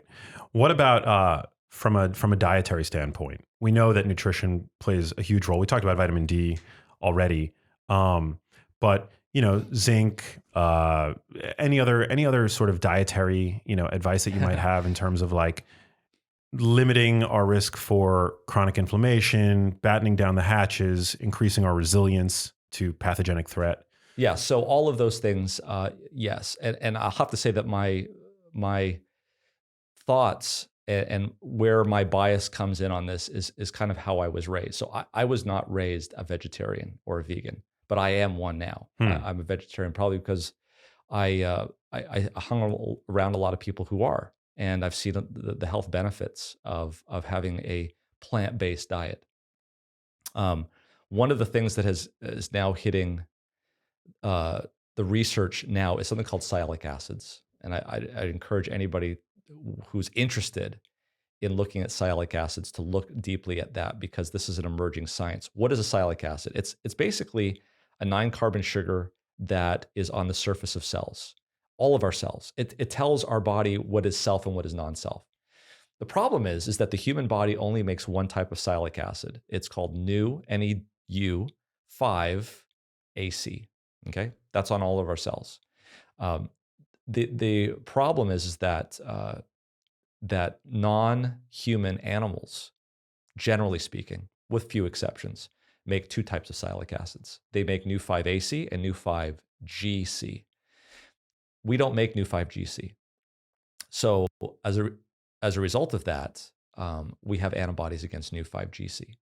So what is not apparent, but what scientists are starting to show is that when you eat foods that are high in NEU 5-GC, that gets absorbed into your body, and the NEU 5-GC is incorporated because the body can't tell the difference. And so basically that adage, "You are what you eat," becomes true. So these foreign Cylic acids get incorporated into your body, and that can cause a low-level cylitis or Cylic acid inflammation. This is the reason why they believe that particularly red meat is so associated with coronary atherosclerosis. They've looked at this for years, actually. There's been a lot of back and forth in epidemiological studies in Great Britain, in Europe, and the United States. And this question about, is it processed red meat or is it all red meat that's causing this? And I think there's a recent biobank study out of the UK that's kind of settling this, that it's not just processed red meat, it's all red meat. And the reason why this could be the case is it's kind of compelling, is the Cylic acid. So there's a recent French study that looked at Cylic acid. They took a huge population of people and they asked them, what are you eating and how much of it are you eating? And they would take those food products and they would actually measure the amount of NEU 5-GC in that product. And then they would scale it. And then they would measure in the patients how much NEU 5-GC antibody they had. And what they found, it correlated beautifully, is that the more food, because let me just back up, because some food has more NEU 5-GC than others. I'm glad the study was done in France because they looked at about 20 different cheeses. So they had Roquefort cheese versus mozzarella. Mozzarella has hardly any NEU 5-GC. Oh, wow. But these hard cheeses have a lot. So anyway, they measured it all and they found that the type of food they ate and what was in the food correlated beautifully with how much antibodies they had, indicating that this was the cause of the elevated antibodies. So and all these antibodies add up and cause inflammation. So if you're interested in trying to reduce the amount of inflammation in your body, again, light in the morning, lack of light in the evening, getting lots of sleep, It's I call it ironically the Swiss cheese model. Hmm. Okay, so imagine these pieces of cheese with holes in them. The more pieces of cheese you have, the less likely these little particles are able to get through the holes in the Swiss cheese. It's basically you just increase your defense. So one of those pieces of Swiss cheese is plant foods, and cutting down on the amount of calories you're eating and increasing the amount of plant foods. Why? Polyphenols. Polyphenols are substances that are antioxidants. You only find those in plant foods. Yeah. Anything that ends in a berry, boysenberry, I love berries. raspberries, blueberries. I mean, it's incredible. But just to push back a little bit, Yeah. couldn't you make an argument that there are innumerable compounds in plants that if you were to expose in culture to a immune cell would aggravate the immune cell and cause a release absolutely. of, I mean, this is, I think, the problem with like finding, isolating these mechanisms, which don't always match up to outcomes. I mean, if there's anything that the epidemiology on meat has shown us is that it's consistently inconsistent. Well, not to push back. That's a very true thing. I mean, there are a lot of natural substances out of there that are should never be in the human body. Arsenic, things of that nature. So not all plants are beneficial for the human body. No question about it. But we should stick to the ones that we know that are good. Yeah. But no, I think it's hard to do very good studies on diet because you can't control it. You can't do randomization, and it can't be double blinded. So either you could do a randomized study, but it's going to be a very short-term study, right? Because you can't randomize someone for a whole life. Yeah. And you can do epidemiological studies, which are very large, and you can look over years and years, like 10, 20 years in some cases. But the problem is that it's not randomized. So you get all of these confounders like the healthy person effect, like you said. So that doesn't mean that we can't come to some conclusions, though, because we never did a randomized controlled trial on smoking, but we still came to the conclusion that lung cancer is caused by smoking, even though we never had that randomized controlled trial. So I think looking at the data, what you have is you've got on one side, clearly, in my opinion, data that shows that a plant-based diet is superior. You may disagree with it, and that's fine. I'm not going to tell you what to eat. Yeah. I'm just saying for those who are interested in getting a healthy diet, I think that that's one way to go. But on the other side, people like what they eat, and it's cultural, and it's what they grew up with. There are some facts, though. The facts are that people think that today that we eat less meat that we used to eat back 100 years ago. That's not the case. We actually eat more meat per capita today than we used to eat 100 years ago. Why? We couldn't afford to eat that much meat. If you were to dedicate a mile of growth, it was much more. We didn't have machines that could harvest that quickly. And it was much better for the farmer and for feeding to use that to feed people than it would be to feed animals than eat the cow. Well, we eat more chicken these days. Definitely more chicken. We do eat, as far as I know, we do eat less beef. We do eat less beef, but overall, there's meat consumption's gone up. Yeah. You're right. Yep. Super interesting. I'm on board with you in terms of I'm not a carnivore. Yeah. Like I love plants. I recommend them all the time. Whole plants. Yeah. My plate is usually 50% dark leafy greens. I'm a huge fan of berries. And I think that one of the amazing things about plants is that, because plants have a different operating system than us. They really are the ultimate, biohackers in the sense that you're bringing all of these xenobiotic compounds under the hood, and it's strengthening your microbiota, the flora in your gut, and you have these like little plant toxins like sulforaphane, which is what you get when you consume cruciferous vegetables, for example, which is actually a toxin, but it's beneficial because it's toxic, right? It's like that xenohormetic effect. I didn't know that. That's interesting. Yeah. I love, I'm a big advocate of whole plant consumption, but I also think to be honest, like red meat, how prevalent in the world is iron deficiency anemia? So prevalent, right? I mean, this is like one of the major nutrient deficiencies that humans have to contend with. 1 in 4 people globally, I believe, is anemic. And I think half of those cases are due to iron deficiency. So I'm on board with you. I think, it's not smart it's always good to hedge your bets and to not go too far in any one direction. Mm-hmm. Um, but And I love this perspective. And everybody's at a different path along their way. So I'm not here to prescribe what anyone's diet should be. But I like what has been said before. Eat less food, more plants. Yeah. Michael Pollan. Yeah. I love that. That's so cool. Well, man, we've covered so much, and it's very apropos that we're having this discussion now, because this week, right, everybody's talking about Omicron. I'm not even sure how to pronounce it. I looked at the word. It's like Omicron, but you could say Omicron. Yeah, I mean, we had to skip a couple of Greek letters to get to it, but we got there. This isn't how I wanted to learn the Greek alphabet. Well, the next one's pi, so I don't know. We could talk about pi. The next one's pi. But is it true? Is it true that generally, I know we probably can't say this with any certainty about COVID, but that pathogens tend to become less virulent over time, less dangerous? It could very well be. I think what's more true is that viruses typically mutate to become more contagious. More contagious. And the reason is clear, is that only the contagious ones are going to get propagated.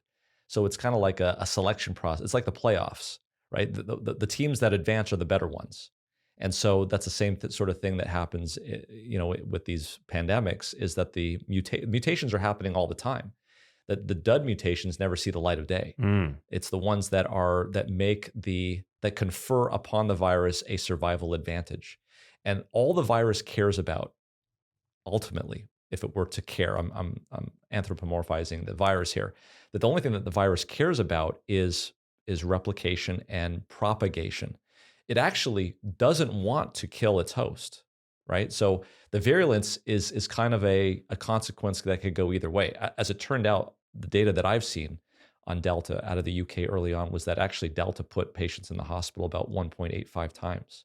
So in that case, there was an increase in the transmissibility, in the infectivity, and there was also a slight increase in the virulence. What I noticed here in Southern California, where I practice, is that we were seeing a lot more younger patients. Now, whether that was because there was a huge explosion and we had sort of taken out the elderly by vaccinating them more, I don't know if that was the case or not, but the virulence could go either way. I know that in the 1918 pandemic, the second wave was much more deadly than the first.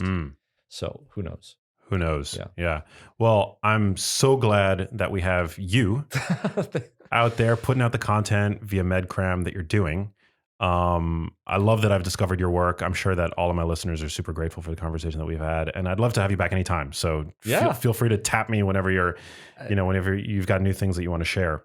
Hey guys, if you enjoyed that conversation, you're going to love this one. Yeah, I was just talking about some of the things during the pandemic. The metaphor I was using with clients is, we understand things based on symbols, metaphors, relating things, something we don't know to something we already know. Right, it's a great way of hacking your learning. And the metaphor I was using is that of a butterfly.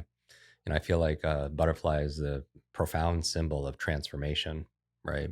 And while the beauty is in the butterfly, a lot of growth happens in the cocoon. And I think a lot of times, people the past couple of years, they feel like they've been cocooning, right? They've been physically distancing themselves. They might be working remotely or learning, from home. They might be alone with their doubts. They might be alone with their fears. There's a lot of fear out there. And they might be feeling, lonely. And mental health is a big challenge.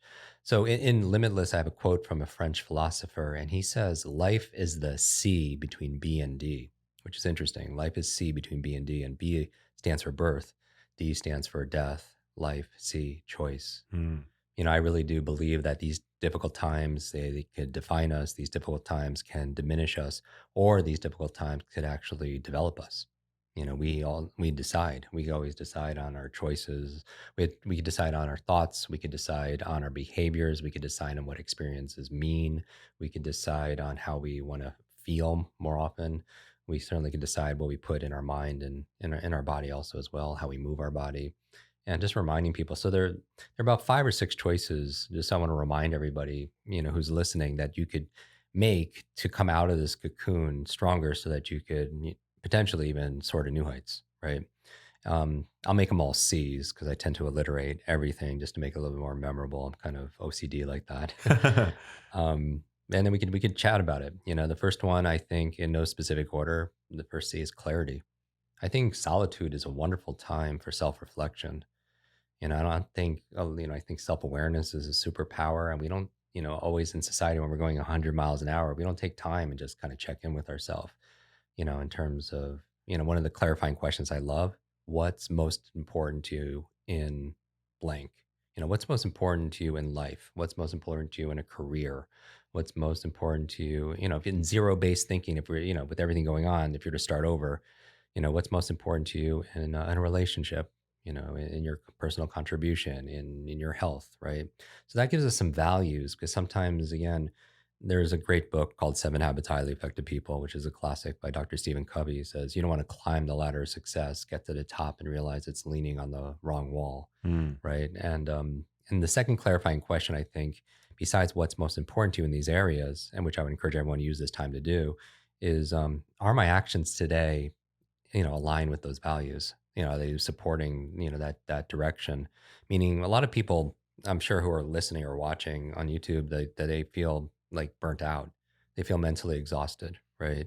And they think it's because they're doing too much. And while that might be a contributing factor, I find that sometimes we feel burnt out, not because we're doing too much, but because we're doing too little of the things that make us come alive. Mm.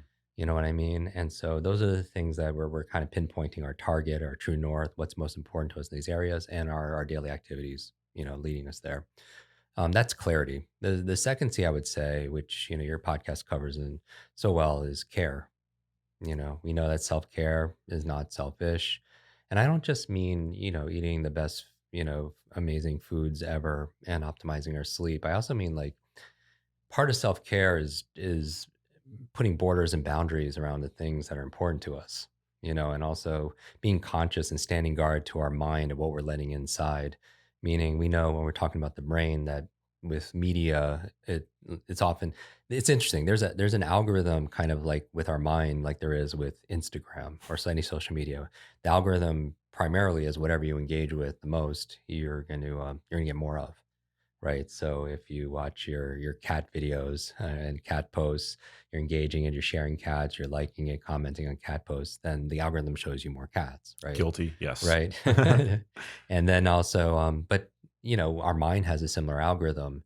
And if we're just watching like the news and what's, on social media, dark, threatening, scary and fearful because our amygdala is getting hijacked. If it bleeds, it leads, that whole thing. We have to be very conscious because if that's what we're engaging with, then our mind's algorithm is going to, the filter, because we could pay attention to a billion different stimuli. Primarily, I think our brain deletes more, right? Otherwise we would be overloaded, overwhelmed. And so what it lets in are the things that you're building awareness for, you have questions about, that have dominant importance for. And if you're engaging with what's dark and scary, the challenge is we start seeing more and more of that in our perception. And that doesn't leave a lot of bandwidth for possibility, hope, opportunity, what you could be grateful for, right?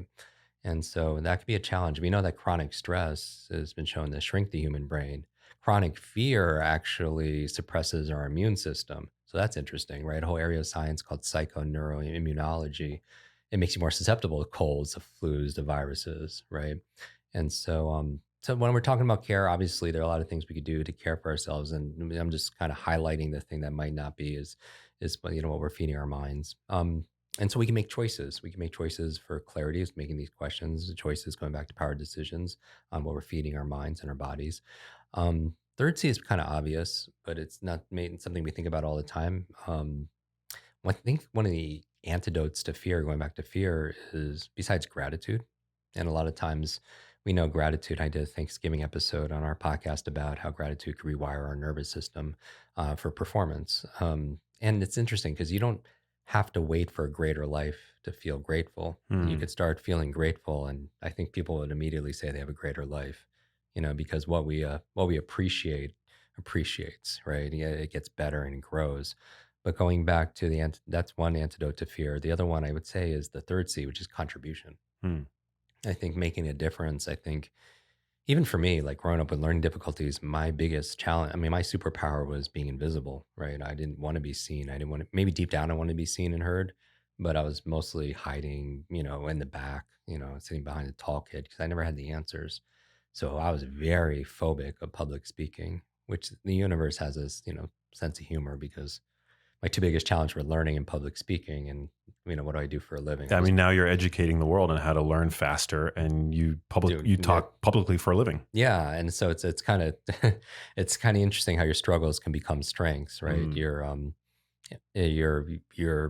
their challenges could lead to change, which was what I'm hoping for with my sleep, right? Because of all this perfect storm of having this kind of severe challenge I want to overcome. I think one nice dominant question to ask yourself is, where's the gift in this?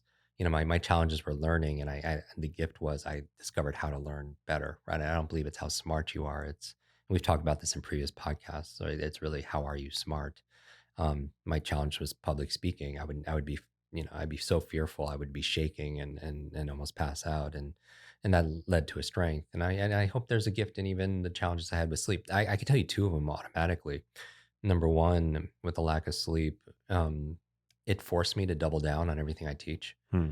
because how would I be able to perform and do anything if I wasn't, be able to have that edge of reading faster, remembering things, and assimilating information, and all my routines and everything. But the other gift was it forced me to be very conscious of my commitments. I don't know how it is with you, but some people who are watching might identify with saying yes too often, right? You overcommit, you have too many browsers open, and it uses up so much energy.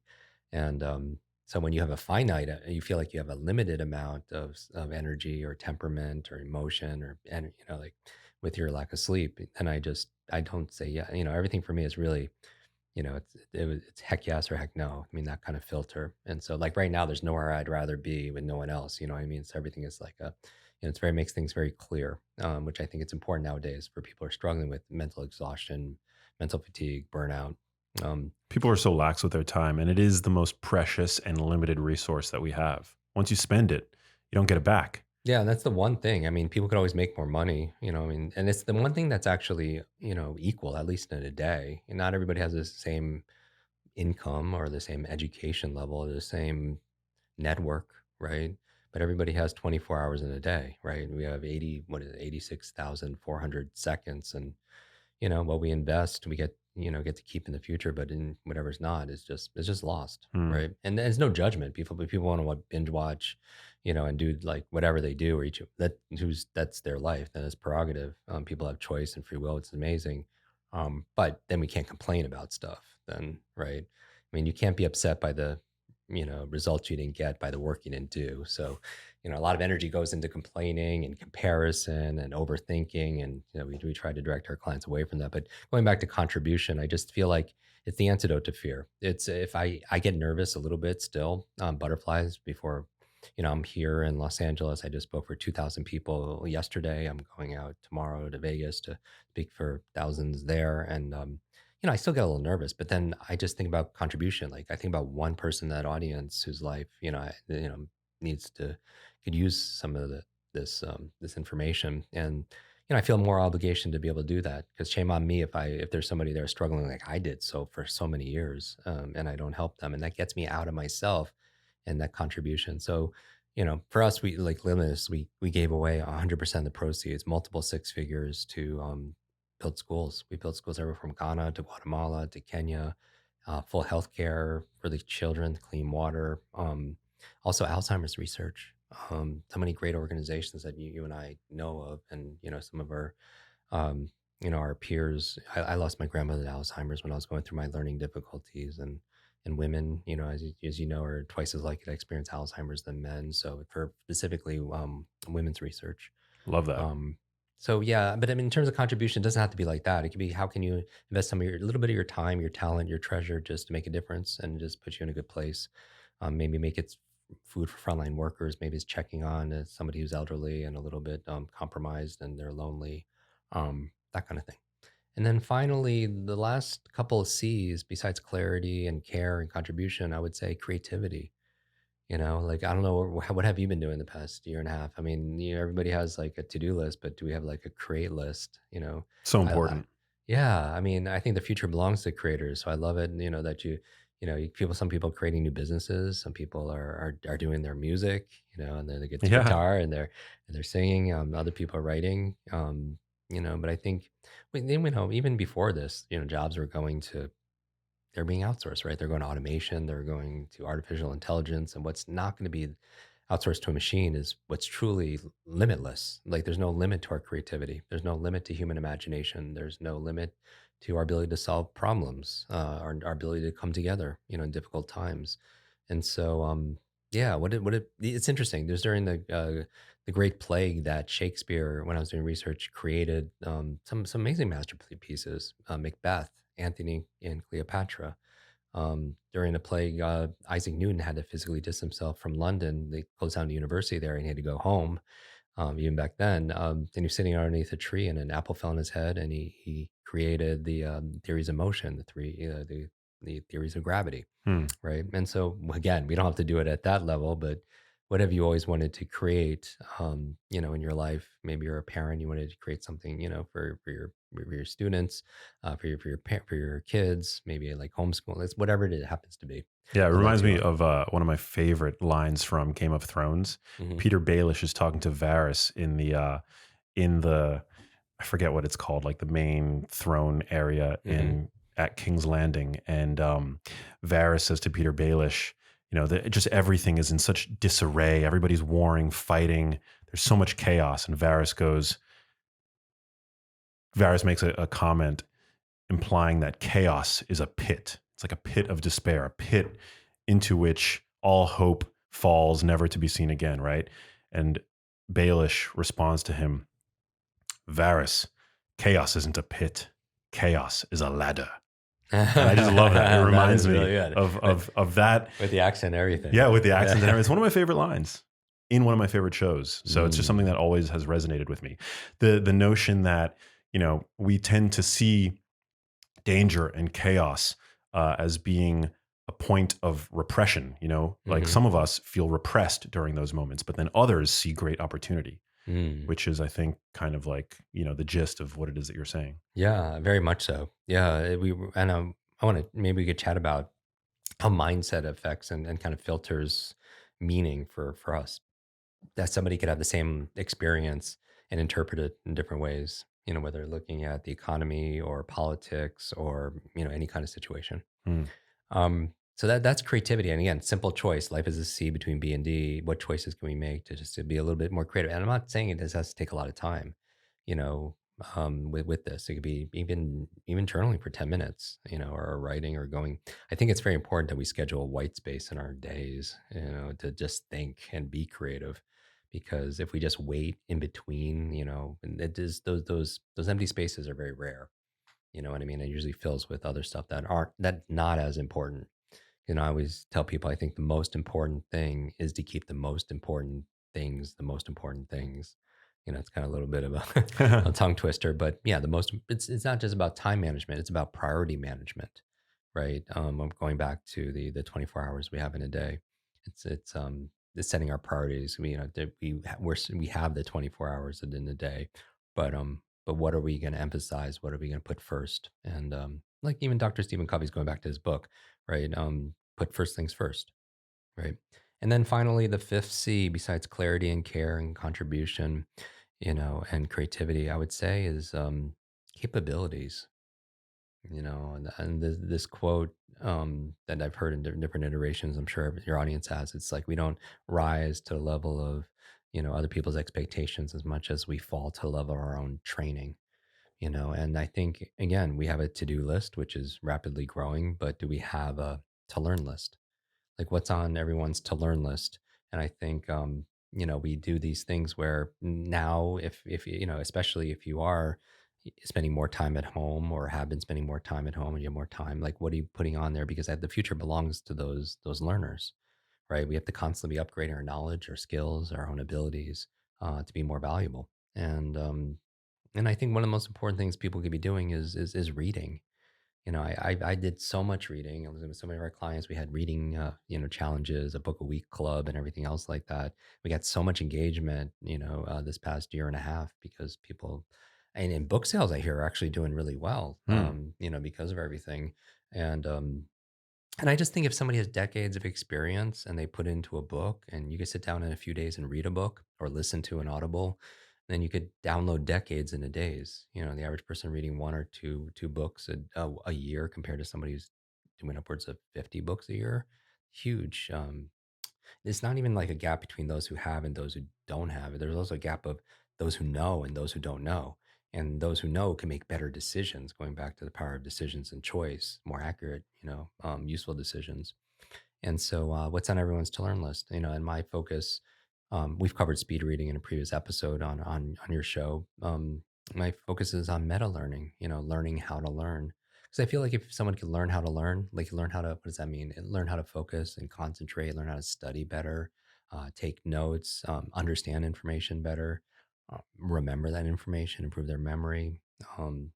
And make better, critical thinking. I think they could apply that towards anything better, whether it's money, management, marketing, martial arts, music, everything gets movement, everything gets better and easier. So those are five. I would also add now that I think about it, a 6C. There are probably a lot more 6Cs. I'm curious. People could post this on social media and suggest it, tag us both so we get to see it. Community, Hmm. with this where people feel separate, and so distance or apprehensive. I think more and more people need to connect, and who we spend time with is who we become. And people ask, with the book title Limitless, it's like, how do you become limitless in this limited world? And my answer, I think, really is we do it together. Well, Right. there's that famous line, right? I don't know where it originated from, but you become the average of the 5 or Mm-hmm. 6 or 7 people that you hang out with most. Yeah, I think it, and that's a, having a positive peer group. We all need somebody to encourage us, to challenge us, to give us hope, to cheer us on. And if you haven't found that person, I would recommend be that person for somebody else. Hmm. You know, yeah, I was reading studies on mirror neurons and how they potentially could help. Um, it's part of the in our nervous system where it creates empathy, and we start imitating people around us, right? Who we spend time with.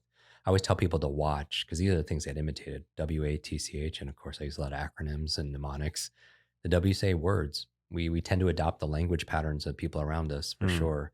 The A in watch is your actions. Certainly, we start duplicating the behaviors of people around us. You spend time. That's why they say like married couples they tend to look like each other over time, or they look like their pet or something like that because they're spending a lot of time. But watch your actions. The T in watch, thoughts. Thoughts are really things, and I know you've covered this in episodes. And the C in watch or character. Hmm. We tend to have the same standards of the people around us, in terms of integrity also as well.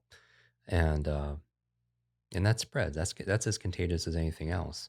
I read this quote. I don't know who to attribute it to, but it says, "Integrity is measured. It's the distance between your lips and your life. Wow. Integrity is the distance between your lips and your life." And yeah, so you want to manage your character, and then also the H in is your habits.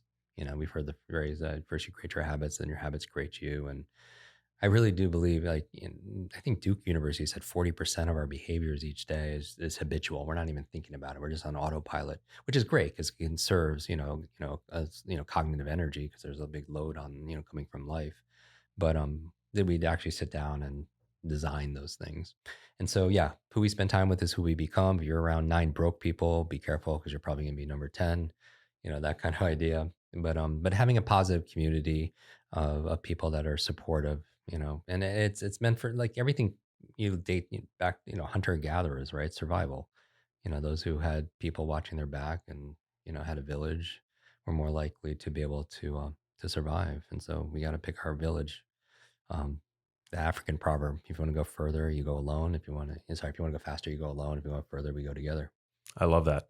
And you are what you repeatedly do. I definitely Hmm. believe that to be true. Have you ever, I'm just curious, had Yeah. to unfriend somebody? What do you recommend for people that, like in that situation where they have a friend Yeah. group, but there's maybe one or two bad apples that you don't necessarily want to extract their habits and their patterns and energy from. Yeah, I mean, I think my thing with we could do anything, but we can't do everything. That's this idea is like, everyone has goals. You could do anything, but you can't do everything. And I think the same thing happens with people, not just ideas and things we're implementing, but individuals. Mm.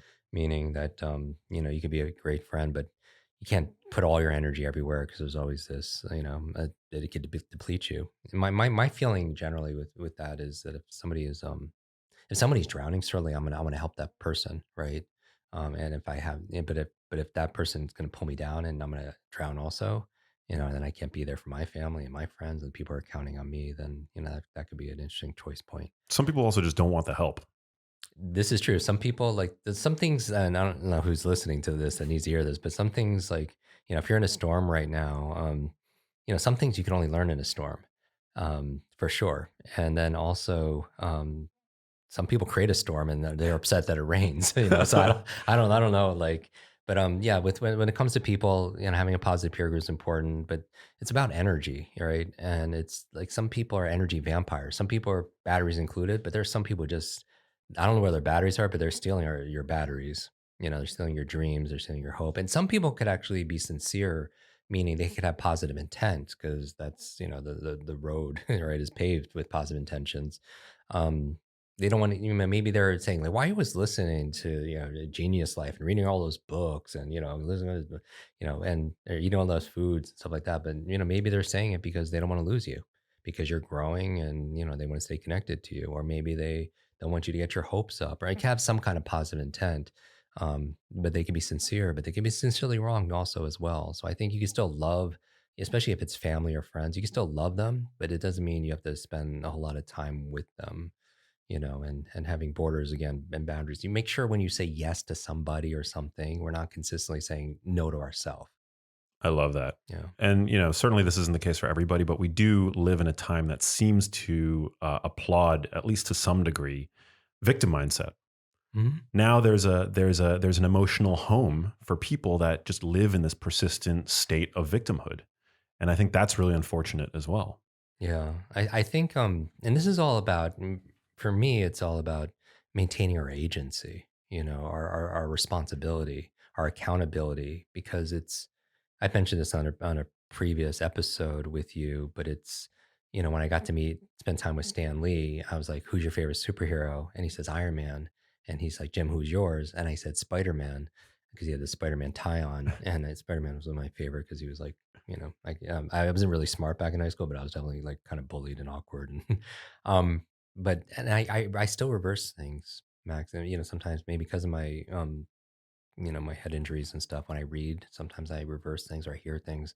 I was like, yeah, you're right. With great, because when I said Spider-Man, he says, with great power comes great responsibility. And I reversed it. I was like, you're right. And the opposite is also true. With great responsibility comes great power. When we take responsibility for something, we have great power to make it better. But making complaining and making excuses, it doesn't feel like it's taking a whole lot of responsibility. And it's just, if anything, it takes up a lot of energy and a lot of time that could be used to making things better.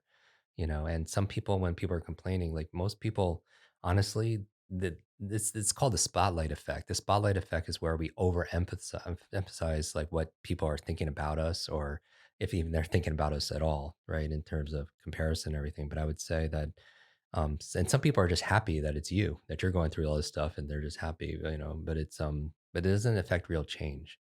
And so I think it's important for us to take personal responsibility. Even if I was to talk to the 9-year-old version of myself that was, really strong, I would say like, hey, you are 100% responsible for your life. And that's kind of harsh, but the truth is, yes, if where we are right now, it's been shaped by our past experiences, external factors, the expectations of other people and everything. But we are 100% responsible for our life right now and moving forward. And when we claim responsibility and agency, we have the power to make things better. Because if what's the alternative? Like we just, complain. Like, yes, we can complain and it could be true. And so what? Like what has changed in our life? So well said. How can we become better learners? You talked about meta learning Hmm. before, but I mean, I think like this whole process of knowledge acquisition, retention, and utilization. How can we Yeah. become better at that? I'm also really interested in this topic. I'd love if you could speak to this. Yeah. The idea of verbal fluency. Mhm. You listen to some people such as yourself, such as Jordan Peterson, Russell Brand, people Mhm. with profound skills when it comes to the verbal fluency, being able to like not just retain knowledge, but to spit it out like Mhm. like a linguistic surgeon. I think that's a skill that a lot of people, especially with the proliferation of podcasts and apps like Clubhouse and things like that, really Right. want. So if you have, yeah, Yeah. how can we better achieve that? Do you think there's a parallel between that and being able to express yourself, not just like verbally, so people could hear it auditorily, but also through writing? Do you Hmm. think some people that, in your background have, There's has a, probably a correlation. I think I mean, some people are better writers than they are Mhm. speakers. Some people are better speakers than they are writers. Some people are great at both. Yeah. I mean, and also how it presents itself. Part of it, was definitely trained. So I just need to address the thing that I wasn't like born to any degree. I'm successful in those kind of areas. It's definitely not something that I was born with. It's something that was trained through patience, through persistence, through practice, and so it's definitely not a natural gift for me. My teachers would have been surprised I read a book, dude. Hmm. Like if none, much less wrote a book. I was on the debate team for literally one day, and so I joined because I needed to up my my criteria to be getting into school and stuff like that back in high school. And I was just like, I can't do this. I was like so paralyzed.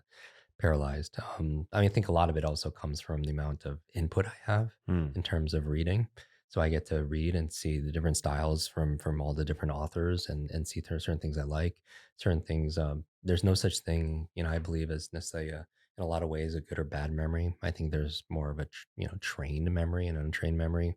It certainly helps that I can remember these quotes, my sayings, over pretty easily and effortlessly, just because that muscle has been flexed for so many years. Do you write them first? Like, what's Yeah. your process like? Yeah. If I see a great quote in a book, I'll highlight it. I will write it down or put it in a notepad. Hmm. I'm also a little practice because some of it is spaced repetition where I'll, look at it pretty, every so often and even comment with these quotes. If I come up with my own quote, I'll comment it on, on your Instagram or, other peers, because they'll post something. I'm like, oh, that's really interesting on kindness, or responsibility or accountability or growth, and then I'll put like my quote there. So then I get to see it. So the repetition definitely helps.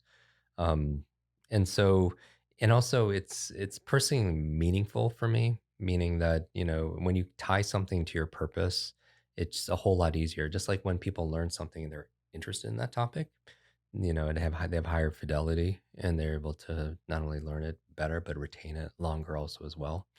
When it comes to a model of accelerated learning, and we've covered in different portions of these, and maybe you could put in your show notes, in previous episodes. Um, let me show you my model for it. This is my framework for accelerated meta learning, and I'll make this interactive with everyone who's listening because I would actually love to ask you. I'll run you through the model. All right, so.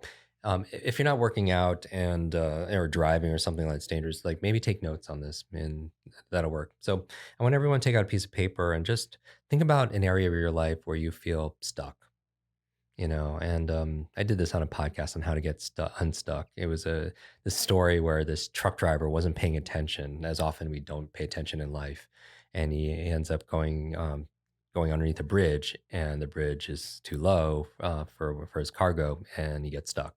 And so what do? That's like what we do in life. Sometimes we're not paying attention, we hit something, we get stuck, immobilized, and what do? You just start putting on the gas, and sometimes we like, oh, we're stuck in this relationship, I'm stuck in this button, I have to work harder. And Hmm. then he just gets more and more stuck, right? And then he tries to back out. And by that time he can't anymore because he's really in there. And then all this traffic starts building up behind him, obviously, and it starts to really, really build up. And crowds start showing up, wondering what's going on, getting out of their cars and everything.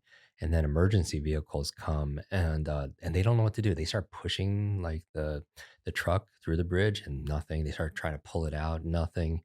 And then there's this 6-year-old child, there watching all this with his parents. And he was like, Why don't you let out some of the air in the tires?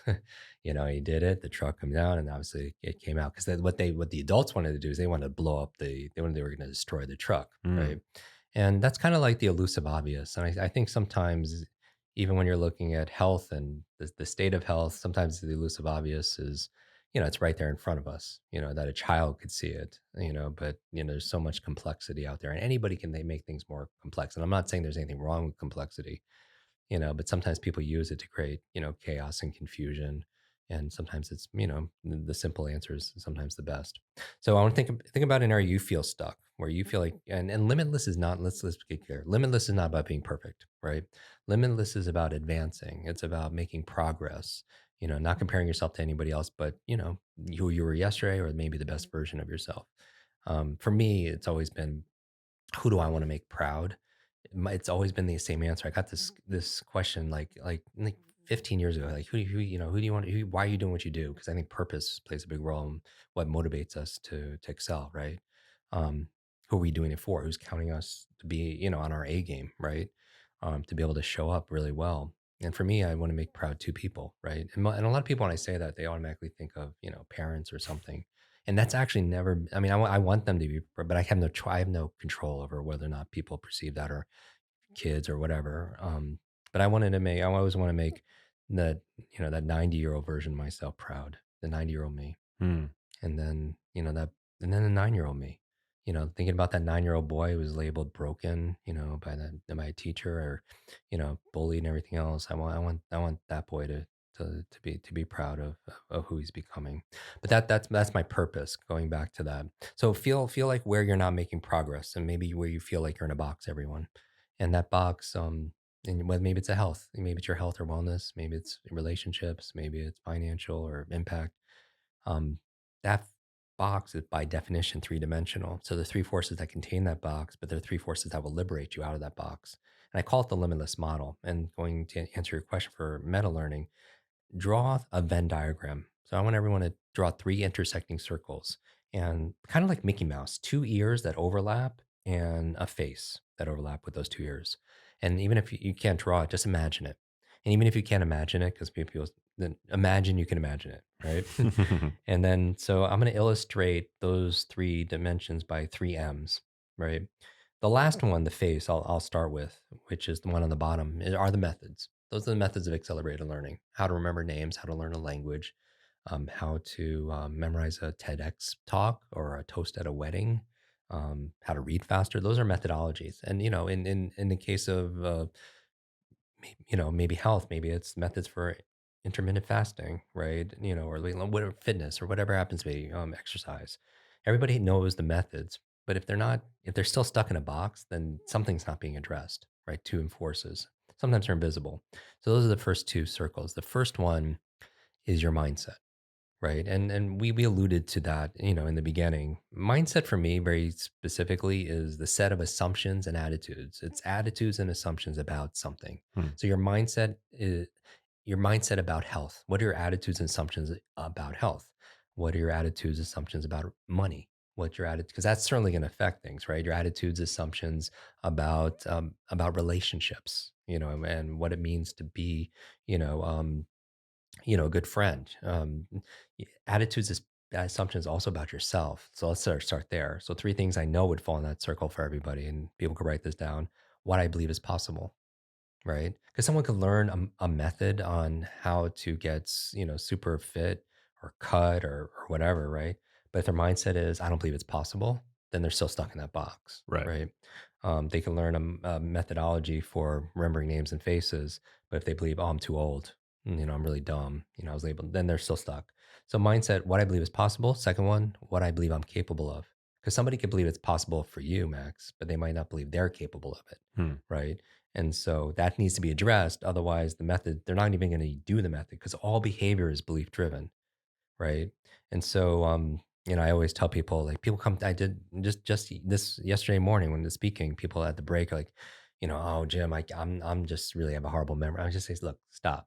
If you fight for your limitations, you get to keep them, right? Because like whatever, your brain is like this supercomputer and your self-talk is the program it will run. So if you tell yourself, I'm not good at remembering names, you will not remember people's names because you just program your computer not to, It's a right? limiting belief, right? It certainly is. You know, in there in Limitless, I talk about 7 lies to learning because I think learning precedes everything, right? And whatever you're going to apply that to.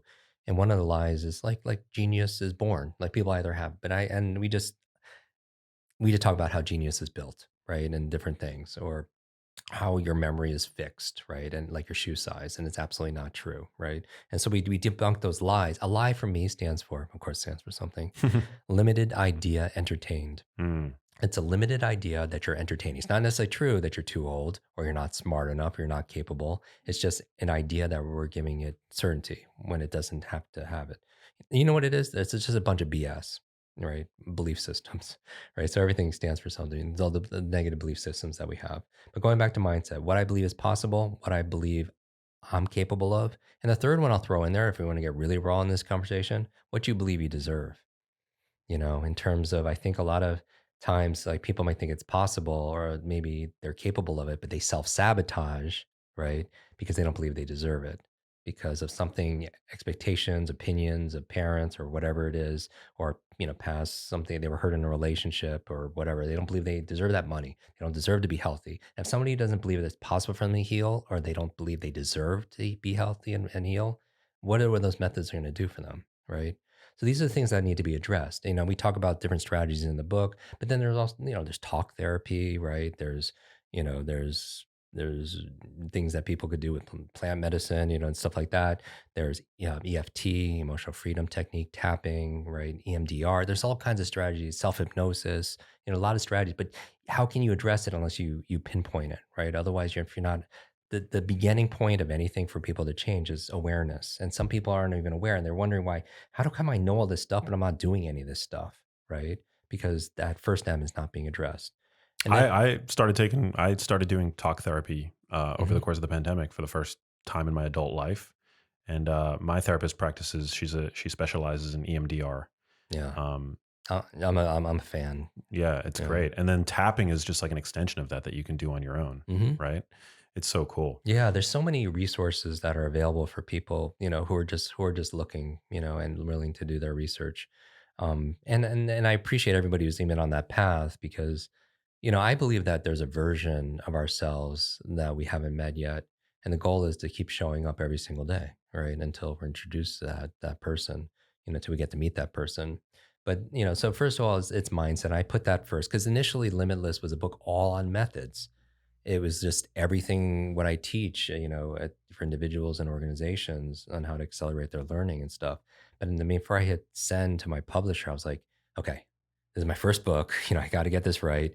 You know, I want to be proud of this myself. Will 100% of the people read this book get, you know, the results that they're hoping for? And my honest answer was no way, they won't, because they're not doing, because I'm not addressing these two other areas, right? A lot of people know what to do, but they don't do what they know. Because the truth is, people know what they should be doing, but common sense is not common practice. So what keeps us from it? Mindset. The second M, the final M, is motivation, right? And I could break down motivation, and we could put accelerated learning. And I'd love to talk to you about these three areas. And you know, when it comes to health, you know, because I always like text you about like, hey, I have this person, I have this, or I have this issue, you know, and I'm sure you get a lot of those texts. But so the second M is motivation, because you could have a limitless mindset. You could believe it's possible for me to learn this or to have this body or to, you know, have this relationship, whatever, and know what to do. But you can be not motivated. So then if you're not motivated and you're procrastinating, then you're stuck in that box. Because if you self-sabotage, for mostly that's a mindset issue. You don't believe you deserve it or you're capable of it. But if you procrastinate, that's definitely a motivation issue, Hmm. right? And so you're not motivated to get unstuck. And so motivation for me is three forces, and this is the formula for limitless motivation. If you get anything out of this conversation, my big pet peeve is knowledge is not power. Like that's one of the lies I talk about in there in mindset. You have to dissolve that. Knowledge is potential power. It becomes power when we utilize it, right? Like somebody could read your book, and if they don't apply it, the truth is they're no different than somebody who's illiterate that couldn't read the book in the first place, right? And so all the podcast programs, you know, coaching online, everything, none of it works unless we work, right? That's the truth. That being said, what motivates yourself and how do you motivate other people. You motivate your significant other, your kids to clean their room or to study, your prospects to be able to buy something that you have to offer. Here's the formula: P times E times S3. And I put a lot in, this is my 30th year of teaching. So I have a lot of field testing in terms of why do some people go through our program, 100 people from 195 nations, and some people just don't complete it at all. P times E times S3. P, we've already mentioned, is purpose. All right. It's interesting. I had this encounter with somebody that I wouldn't say as a friend, but an acquaintance. And as context, this person was very unhealthy. I mean, like tipping point. I was like, he's a walking time bomb. Mm. And friends, family, acquaintances, we were all just like, hey, why don't you stop doing this or start doing this? The thing never changed, right? And eventually has a heart attack, almost dies, and he goes back to his old lifestyle, Wow. right? And and but I see him on the street recently, and I was like, I didn't even recognize him, and because he looked familiar, but I was like, he was very different. And not only does he look younger and healthier, but he had just this glow about him. And I was like, like what happened? I was like, I'm just curious. Like he's like, oh, I'm doing this and this and I'm like, yeah, well, we've been telling you that for years. You should be doing that. Why are you doing it now? He's like, I came back from a business trip and then my daughter was hysterical, like crying out of her mind. And when she finally stopped, she had a dream that I died and I wasn't, there and this whole thing. And once he's like, everything changed, right? That's purpose, right? Purpose for a lot of people, it's not. Anyone can get intellectual cognitive purpose. Oh, I want to hit these goals because I want to make more money and I want to. Everyone knows that, but if they don't feel it, they don't do anything about it, right? And I always go back to feelings because that's even core to memory. Information by itself is forgettable, but when you tie emotion to something, it becomes unforgettable. It's just like Maya Angelou's, saying that people forget what you say, they'll forget what you did, but they'll always remember how you made them feel. Mm. Right. And then, but especially that's other people. But when we think about ourselves, like what are the things that we're remembering, the things that we feel? And if we don't feel that purpose, we're not going to do anything about it. So my big thing is get out of your head and put it in your heart. Right. That's the formula: head, heart, hands. Even if you look at the 3 M's, mindset's head, motivation's heart, and method is the hands, how you're going to actually use this stuff. Right. So you're going from head to your heart to your hands. And if you're just keeping your head, you have KPIs, goals, vision, whatever it is, but you're not acting with your hands because we're not logical. We're just not. We're biological, certainly. You think about dopamine, oxytocin, serotonin. We're just this chemical soup, right? And so, if you're a person that you want to motivate, this is for yourselves. But if you want to motivate your spouse or your kids or someone to buy, people don't buy logically; they buy emotionally, and they justify logically, right? So you got to get them to purpose. Now, here's the thing: that's the first part. Somebody can have limitless purpose and still procrastinate, not be motivated. You need E, and you're an expert at this. E stands for energy. A lot of time, let's say somebody's not sleeping, they have a newborn child, or they're freaked out with the pandemic and everything that's going on. They haven't slept in 3 nights. They're not going to be very motivated to work out. They're just not, right? Because exhaustion will make a coward out of anybody, Mm. right? It'll just stall everything. If, let's say, I say, people see photos of me with Elon or Oprah or these people. We bonded over books. That's my secret, right? I'm just very well read, and and these people, leaders are readers, right? And so, if to get through a book a week, the average person who just reads like 200 words a minute, about 45 minutes a day, right? The average book has about how many I don't know how many words you have in your book, but on Amazon they say I think about 80,000, 80 yeah, to 100,000, something like that, which if is I recall correctly. which is more than the average book, Yeah. But the average book has about 64,000 around. So the average person reads 200 words a minute. So that takes 320 minutes to get through a book. Sounds like a lot, but if you divide that by 7, that's about 45 minutes a day, Mm. right? And you triple your reading speed, like 15 minutes a day, right? So that's why it's not, but 45 minutes a day, let's say you want to do that. That's your goal, to be motivated to read 45 minutes a day, but you just ate a big processed meal and you're in a food coma, right? Energy's down, then you're not going to be motivated, right? And so it has to be addressed. Stress takes a lot of energy out of the system. So it's not just about time management, priority management. What about energy management, right? And here's the thing: you do not have energy. You're like, yes, that's the problem. I do not have any energy. You do energy. You know what I mean? A big part of what we teach with quick learning, the principle is you take your nouns, you turn them into verbs. meaning people hypnotize themselves. Like I think your show, my show, it's about transcending. Big part of it is ending the trance, transcend, right? You end the trance about what's possible. And part of it is coming from the outside, marketing, media saying you're broken and you just like, fear, everything else like that. So that's a trance. But also it's self hypnosis. When you say, I don't have creativity to write today, you don't have creativity, you do creative things, right? I don't have focus to get things done. You don't have focus, you do focus, right? So we could hypnotize ourselves with the language saying, I have this, as opposed to I could do this. And so going back to energy, you don't have energy, you do things to help create energy, right? So if you're stressed all the time, that's taking, energy out of the system. If you're on energy vampires, taking energy out of the system, right? If you're not exercising, you're not generating energy. If you're not sleeping, so on. So you need to optimize your energy, things that everything that you talk about on your show. And then finally, somebody could have the P and the E, purpose and limitless energy, and still not be motivated. And I was thinking, like, because I know people who are fit in that category, but they're still not doing this stuff. And I was like, oh, that thing can be too big. Like, oh, I want to meet the love of my life and live happily thereafter. I want to have that perfect body, or I want to get 1 million followers, or whatever it is, right? Build the next unicorn. That's way too big. So S3 in the equation, the final part, small, simple steps. Hmm. I think one of the things that halts our progress and demotivates us is if you're intimidated by something or you're confused. And we know a confused mind doesn't do anything, right? So clarity is power, small, simple steps. We've had on our show people like James Clear about atomic habits, tiny habits, Dr. BJ Fogg, break things down into small, simple steps. And so here's the magic thing. So if you want to work out and that's you want to be motivated to work out, right? As your body moves, your brain grooves. Exercise is probably one of the most documented thing that's good for your brain, right? It's good for your heart, it's good for your head, right? Brain derived neurotropic factors, all of that.